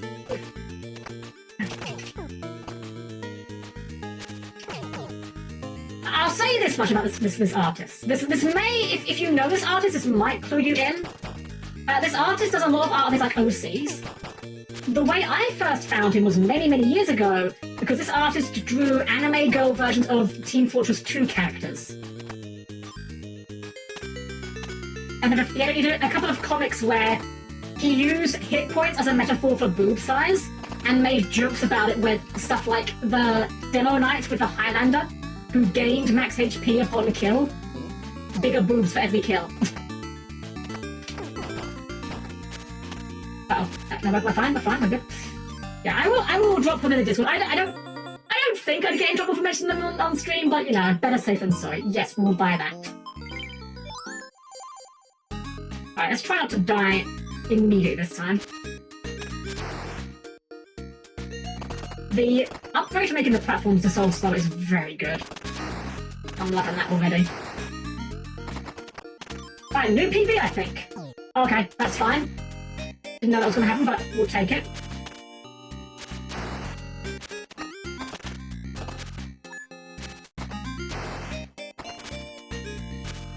I have no idea what the oh, that's how that works, okay. Oh, fuck, damn it. I didn't know how it worked. Well, that doesn't need to go. That's true. But yeah, don't worry. I will put some of their stuff in the Spicy Art channel, because it definitely fits the Spicy Art channel, I'll just say that.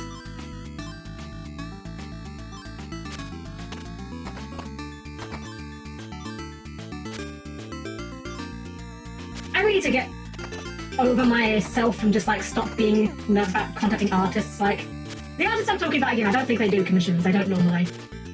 But even aside from them, like, they were just like, I want to get more art of myself, I want to get more commissions done, I need to stop being nervous about approaching people. I was having this conversation with somebody the other day, I think part of the problem I have when it comes to approaching artists is a lot of artists, right, when you look at the things when they list like what they do and don't draw, a lot of artists will say they don't draw mecha, or they don't draw robots. And I'm just like, how flexible are we on this? Because, like, I am a robot, but it's just my head. Like, is the head only okay? Yes, great platform start. Oh, thank you, Zig, someone who gets it. Yes, it really is. I had, like, how do we get past this? What the heck? Okay, I guess like that. I had an experience some years back. It was actually my very first time commissioning art, and it was not a wonderful experience. It wasn't bad, but to be fair, to be entirely honest to the artist, it wasn't that the art was bad. I was happy with what I received, but you ever have a conversation with someone on like Discord or wherever, like the internet, and they're very fuck. So close. Get in there though. They're very blunt. Like not even rude. They're not being rude. They're not being impolite. But like you message them something and like you're being very casually with your tone, and they just reply, okay. Or you know, like you ask them a question and they just go, yeah. I hate talking to people like that. It's not like nothing against people being different. People can talk how they like. I get nervous talking to people like that. That makes me feel like I've said or done something to make you mad. I understand that not everyone is like me. I love to just like litter emojis to all my posts and stuff. I mean, heck, I think like 50% of my messages in Discord end with the lull emote. Oh, that's not great. Alright, well, call it good. I understand that not everyone else is like that, and I respect that. But when someone is like very blunt, it makes me worry that they're annoyed at me or that I've said something wrong. And I think that being one of my first experiences with an artist commission didn't help matters.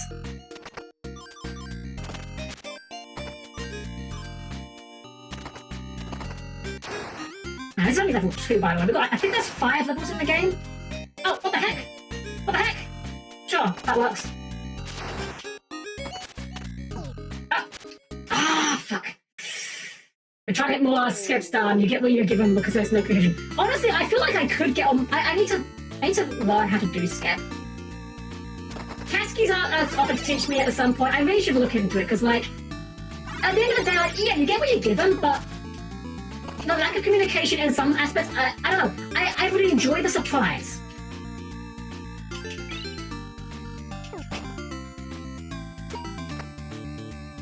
Often I'm kind of like, okay, I know this is a weird thing. This is a weird thing to offer attention. I promise I'm going somewhere with this. Have you guys heard the story about extra chunky salsa? This is not a euphemism or something. This is a real thing. I'm gonna butcher part of this story because I heard this many, many years ago, but it's a very interesting story. Basically, the story goes that a salsa company hired this advertising executive guy to work out how they can increase their profits. Their salsa wasn't doing very well. And I can't remember everything that happened. Again, it's a long time I read this, you know. But in the story, what it boiled down to was the advertising guy came up with an idea for a type of salsa that no one had asked for, right? Like, they'd ask people, like, what do you want in your salsa? Like, how would you like your salsa? And, dang it, they suggested various things. They tried that, and it wasn't really working, you know? It wasn't what people wanted. And then the guy himself, the advertising guy, said, try making extra chunky salsa.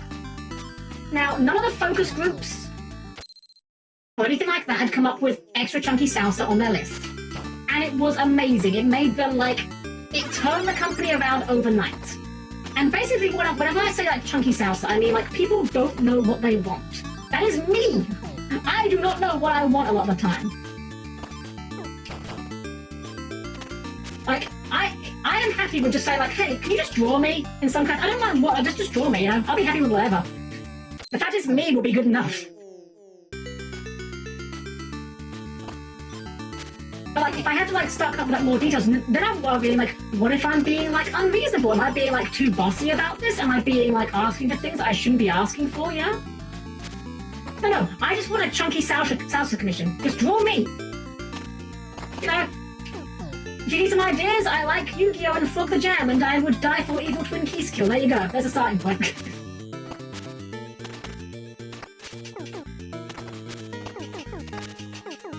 I don't know how important the keys are. But, I mean, they're there to be collected, so I want them, right?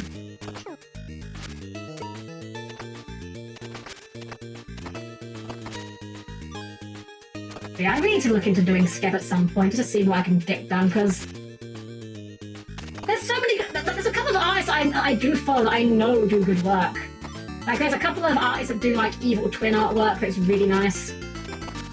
And I know that, like, you know, the language barrier isn't really a thing with Skeb because they translate it for you. It's like, what do you want for dinner? I don't know, just food. Exactly, yes. So what you want. So what you say is we use your head as a salsa bowl for nachos? My head is not removable. I mean, it technically is, but like, I wouldn't recommend it. It would be extremely painful. Pass.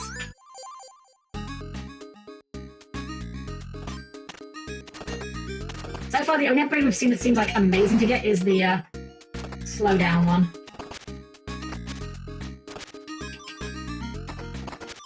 That's how we deal with those. We've got to shoot those, don't land on them. That's the mistake we've been making.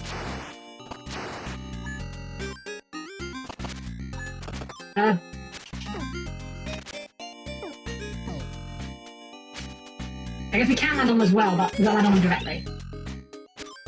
Blue key. No! We went too high! I was banking on that becoming a floor. Damn it. Thanks for using removal as a salsa bowl. I mean, I've never tried, but I guess you could, maybe? You know what, talking about nachos and like chips and such. Okay.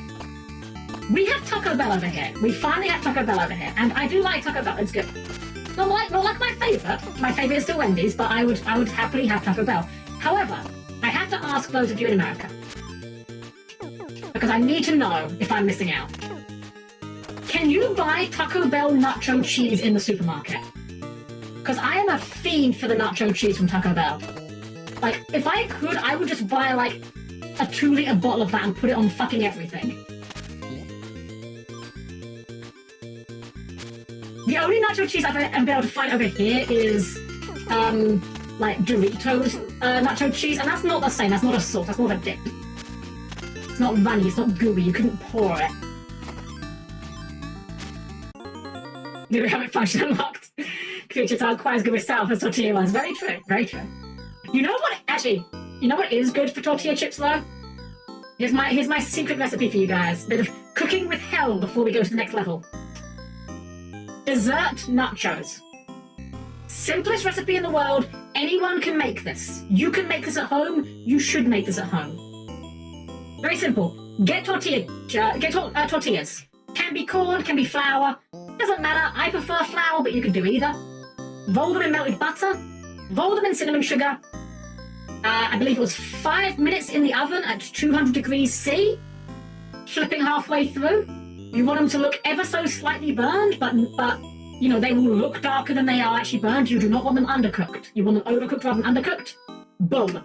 Done. Eat them fresh out of the oven. Chocolate sauce, marshmallows, whatever you want. Put whatever you want on them. You cannot go wrong. I haven't made them in ages. I really want to make them now, actually. And so, I haven't seen it, but I have hot sauce from Taco Bell. Huh. Man, I just want nacho cheese on everything. I love cheese. What can I say? I don't really eat... damn it. I don't really eat sauces. I only kind of recently was able to kind of train myself to be able to palate barbecue sauce. It's not my favourite. I wouldn't choose it a lot of the time, but like I could eat it now. I've evolved. But generally speaking, if I would put a sauce on something, I would rather melt cheese on it instead. It opened in Australia 5 years ago. I love it. We got ours, I think, about 2 years ago, I think. We got Wendy's a little bit earlier, though. Wendy's really is like my go-to. It's kind of ruined a lot of the fast food for me, frankly. Like, I could go to McDonald's or Burger King, but Wendy's is like right there. In fact, Wendy's was the reason why I didn't try Taco Bell for a while, because the Taco Bell is literally across the road from the Wendy's, I think. So every time I went into town and saw it, I'm like, I could go to Taco Bell now, but I know I like the Wendy's. Annoyingly, the Wendy's is not in our delivery zone, unfortunately. Well, I think it technically is, but like it's so far away it would be cold by the time it did get here, I think.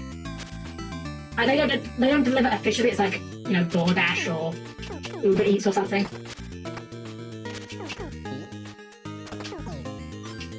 Oh! Ah, shoot. We're just trying to open this one. Zeke, you gotta go, man. You gotta go, it's so good. I did not believe the hype. It was worth the hype. The way I describe Wendy's, right, and your mileage may vary on this because I know that Burger King is one of those restaurants that varies very wildly depending on where you're from in terms of quality. Over here, I always say Burger King is When it's good, it's one of the best. When it's bad, it's awful. Wendy's over here is like consistently good Burger King. I know that's like a very like, maybe not like a huge like praise to some people, but that is high praise when I say that, trust me. Good enough. It's 40-minute drive. Okay, fair enough, yeah, make a day of it.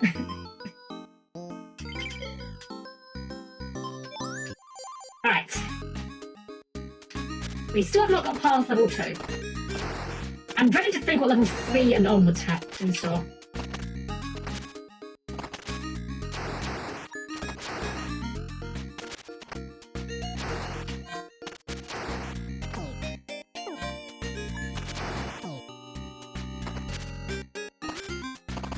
I'm kind of locking in a little bit here because this is hard. Need to actually use my gun on these things.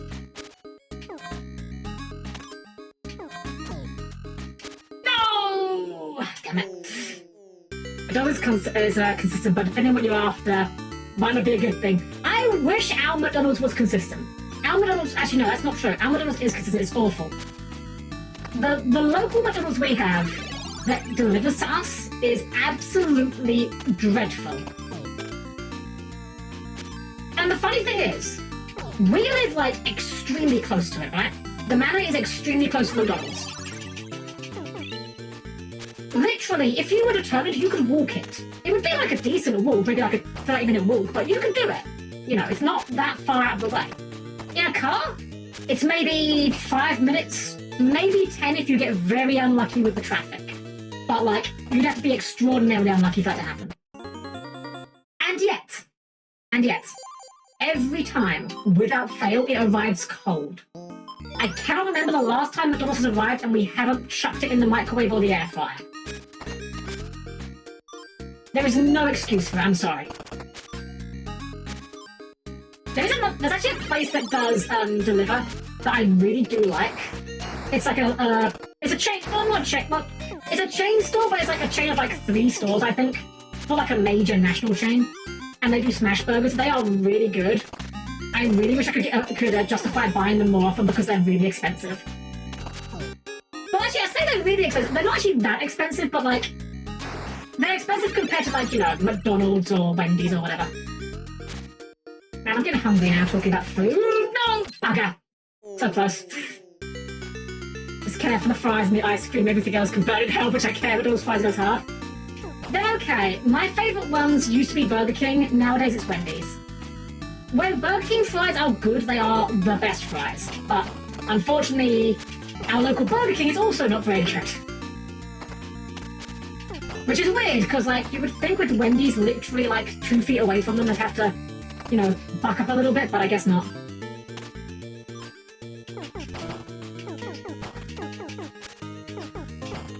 Ah, damn it, now I'm just gonna look. We've done like so many times here, and yet we've not even been at it this long. I guess that is a strength of this game, like it is pretty easy to just pick up and play for a little bit. Unfortunately, it's just hard as balls.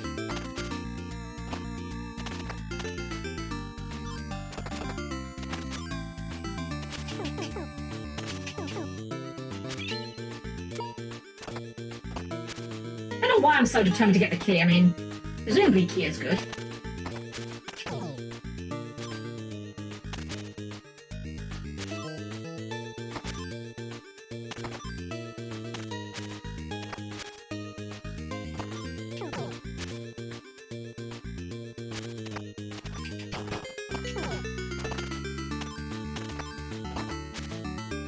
Sorry, just kind of locking in a moment there. There we go.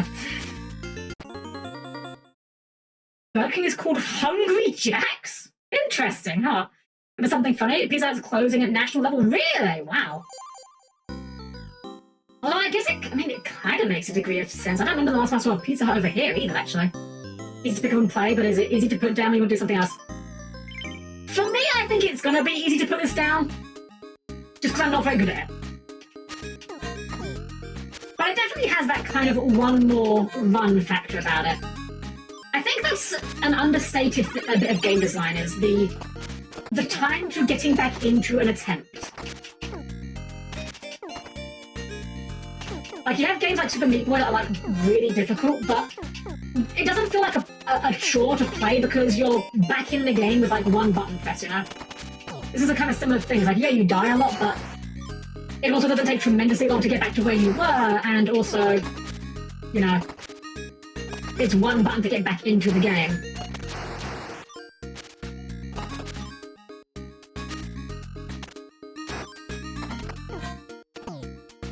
No! Ah, damn it, we choked right at the end.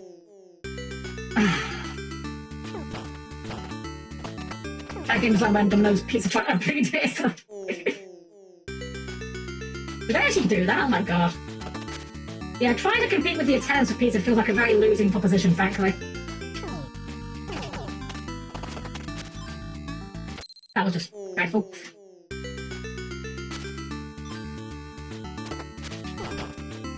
Unfortunately, we haven't really got much over here that we can say is like, you know, proud British food. British food kind of needs to go in speech marks. It's like food in air quotes, you know? Food asterisk. Citation needed. Nope, we're good. Getting that booster right when the bird appears is actually really easy to make it to hit him down with, it seems.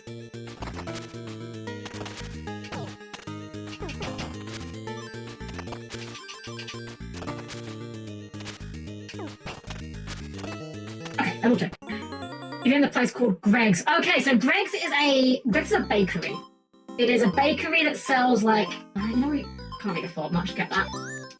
It's a bakery that sells like oh god. Oh, we just got juggled there, that was awful. Dreadful. So it sells like, you know, how do I describe that? Like pastries and cakes, rather than, I think that some of them do fresh bread, but a lot of them, they're more of like bakery/cafes. Funny enough, in my local supermarket, they actually have a Greg's in the supermarket. I don't know how that works. And, like, yeah, that Greg's doesn't really sell bread so much as, like, sandwiches and things. It's very strange. Okay. Some people, like, swear by the Greg's, like, bakes. Alright, I'm not like a big fan, but I'm not a hater of them. I could eat a Greg's steak bake.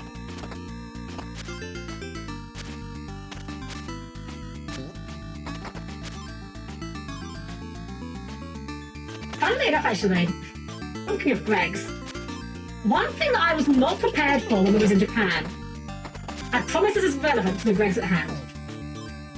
In Japan, there was, so in Japan on the trains, they have like, they call it train TV, right? Like it shows like little adverts and little like skits and things on the train. Just something to watch while you're on your way to work, you know?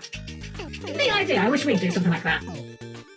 One of the things on there, which, bearing in mind that I couldn't understand any of it because I don't read Japanese. But from what I could gather, it was a kind of, how do I describe it, like a report, if you like, on how in the UK, to cut down on cigarette butts being dumped everywhere, some places, including a Greg's that they showed in the video, have started putting little bins outside to put your cigarette butts in, where you vote on things. So, like, you'd vote on, like, oh, do you like Manchester United or Liverpool or whatever? That was dreadful. And, like, the cigarette butts would fill it up, you know? And apparently it was, like, a good way of cutting down on rubbish. With a steak bake. So a steak bake is... How do I describe a steak bake? It is a... It's flaky puffed pastry filled with, like, beef. Unfortunately, when you get them kind of... Dang it. When you get them from Greg's, they're often, at least the ones I've been to, they're often kind of on the soggy end, like they've been put in a microwave or something, which takes a lot of the crust off of the pastry, but if you can get a good steak bake, they're pretty good. We may have to throw in the towel on this soon. I feel like we haven't really made a tremendous amount of progress, but I think that Velgress may be beyond my grasp. Alas.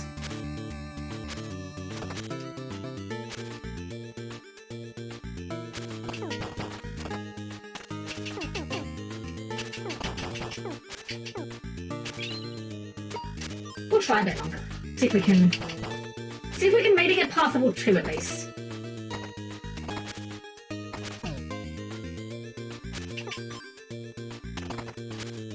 I think part of it, I'm trying to rush myself a little bit more than I perhaps need to.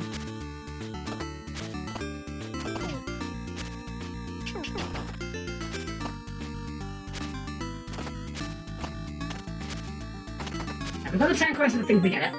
Are meat pies a big thing like they were here? Yes, big pie. Over here, generally speaking, I think I would say. I don't want to speak for the entire country, of course, but I feel like a lot of people would, if you just said pie to them without elaborating further on what type of pie, I think most people over here would assume you are talking about like a savoury meat pie, like a steak pie or a chicken pie. I do like a bit of steak pie. Or minced beef and onion pie, that's very good. Funnily enough, compared to like America, fruit pies really aren't a huge thing over here. You can definitely get them. I think the supermarket sells like apple pie and like cherry pie, but like... I don't know too many people actually have them, frankly.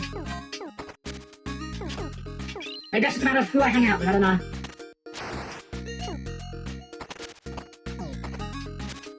Good, we're fine. We're chilling.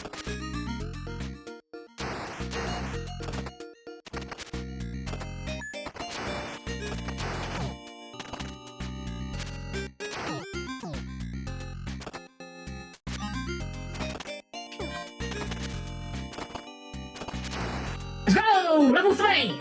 Level 3. New record, new PB. Oh, I wish we could have that. That'd be sick. We can't afford it. Alas. Oh, don't like this. What do you do, fish? You die. Okay, you just perish. That's fine then. Oh! Shit. Well, the difficulty has spiked. I'm good there. I think we'll call that out personal victory. Because, yeah, I think it says escape Velgress. Yeah, I think it's 5 levels. Give a gift. Oh, get 2 keys. Oh, my... Let's show this off real quick. I forgot to show this feature off. So, if you... What button is it? No, I didn't do that. No, shoot. No. I didn't push... I pushed Y.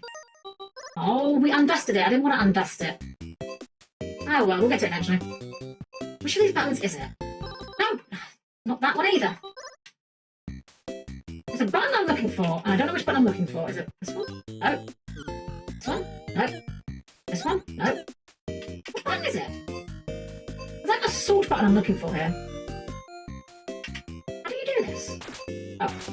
Oh, you just scroll down. So, you can arrange things, right? So you've got chronology, multiplayer, like different types of games. But also, eventually... Wait, you get the garden. So, this is literally just like a little place with a little dude. And... Oh, how do I quit out? How do I quit out of this? What the heck? I've never been this confusing before. I did this by accident before. Like, you can look in the house, so I'm trying to figure out what button is it? I like every button. Up doesn't do it, down doesn't do it. A is the gifts. B just does that. Y does that. X does that. A does that. What the fuck is game bug?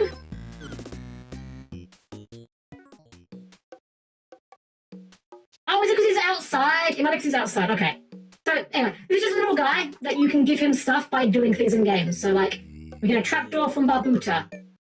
We haven't done anything on Bug Hunter. Possums from Limpet. Here we go, yeah, so he's got all these little things in his house. Nothing deadly aside, you can't do anything with it, but, like, the flags update with your cherries and your golds, and these are, like, little side objectives you can do. So, like, now we can look, for example, with Bug Hunter here. Your gift, complete your first job. That's gonna be hard. This game is difficult. Did you complete that? We did. We did complete Kick Club. It is our second most played game, I think. Second most played game. It took 4 hours and 41 minutes.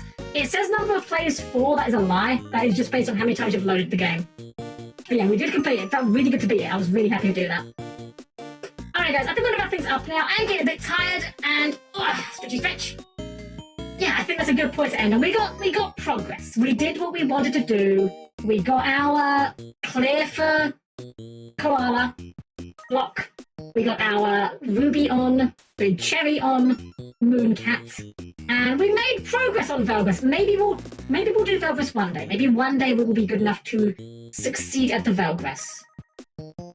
I'm gonna lean towards probably not, but you never know. Never say never. But now let's go to our chat screen and do a raid out and work out there. So please keep your arms, legs, and other body parts clear the closing doors, everyone. And I'll see you there in just a sec. Alright everyone, well, thank you all again for joining me here tonight. Hope you enjoyed yourselves. It's lovely to have you here as ever, of course. I am going to take a little break from UFO 50 here. I am loving UFO 50. We are not done with UFO 50, I can assure you of that. We will be playing every game in UFO 50 at some point, even if some of them we just only play for like a little bit because maybe they're not my cup of tea. But I'm not sure what exactly is going to be on the agenda next week because next week is my birthday, in fact, and I kind of want to do something, but I don't know what. I haven't really got any plans. I kind of didn't really think of anything ahead of time. So maybe we just do a longer stream. Maybe we just do a stream on my birthday, which is the Monday. We'll see. We will be back on Saturday, though. We will be back on Saturday with our collab. We have our Board Breakers Yu-Gi-Oh! Quiz coming up on Saturday with Snuggabus, Bolts, and Sane. If you've not heard, this is going to be a Yu-Gi-Oh! Quiz that I have designed. It will be testing my guests' knowledge of the Yu-Gi-Oh! Trading card game in some unorthodox ways. Suffice it to say, we will not be actually playing any Yu-Gi-Oh! So hopefully it'll be a fun time. I'd love to have you guys there, and you guys can play along as well at home, of course. So good, of course, badass. Have a wonderful evening. Sounds fun but scary. I've tried to make it not too difficult. I've kind of aimed it so that if you are somewhat familiar with modern Yu-Gi-Oh! You should have a pretty good chance of getting most of the cards, but there's definitely a few questions that I think anyone should be able to get, I think. Speaking of Snuggabus, we're going to raid into Snuggabus because they are playing some Yu-Gi-Oh! Module right now, in fact. So let's give her a perfectly normal made raid. And as always, if you're not subscribed, you can do a heart, you can do a smiley face. Do something nice, that's all I ask of you. Just be lovely, be excellent. So we will be back on Saturday with Snuggabus and Sane and Bolts. Until then, have a wonderful rest of your evening. Thank you all again for joining me here tonight. And as always, it's been a pleasure to serve you all.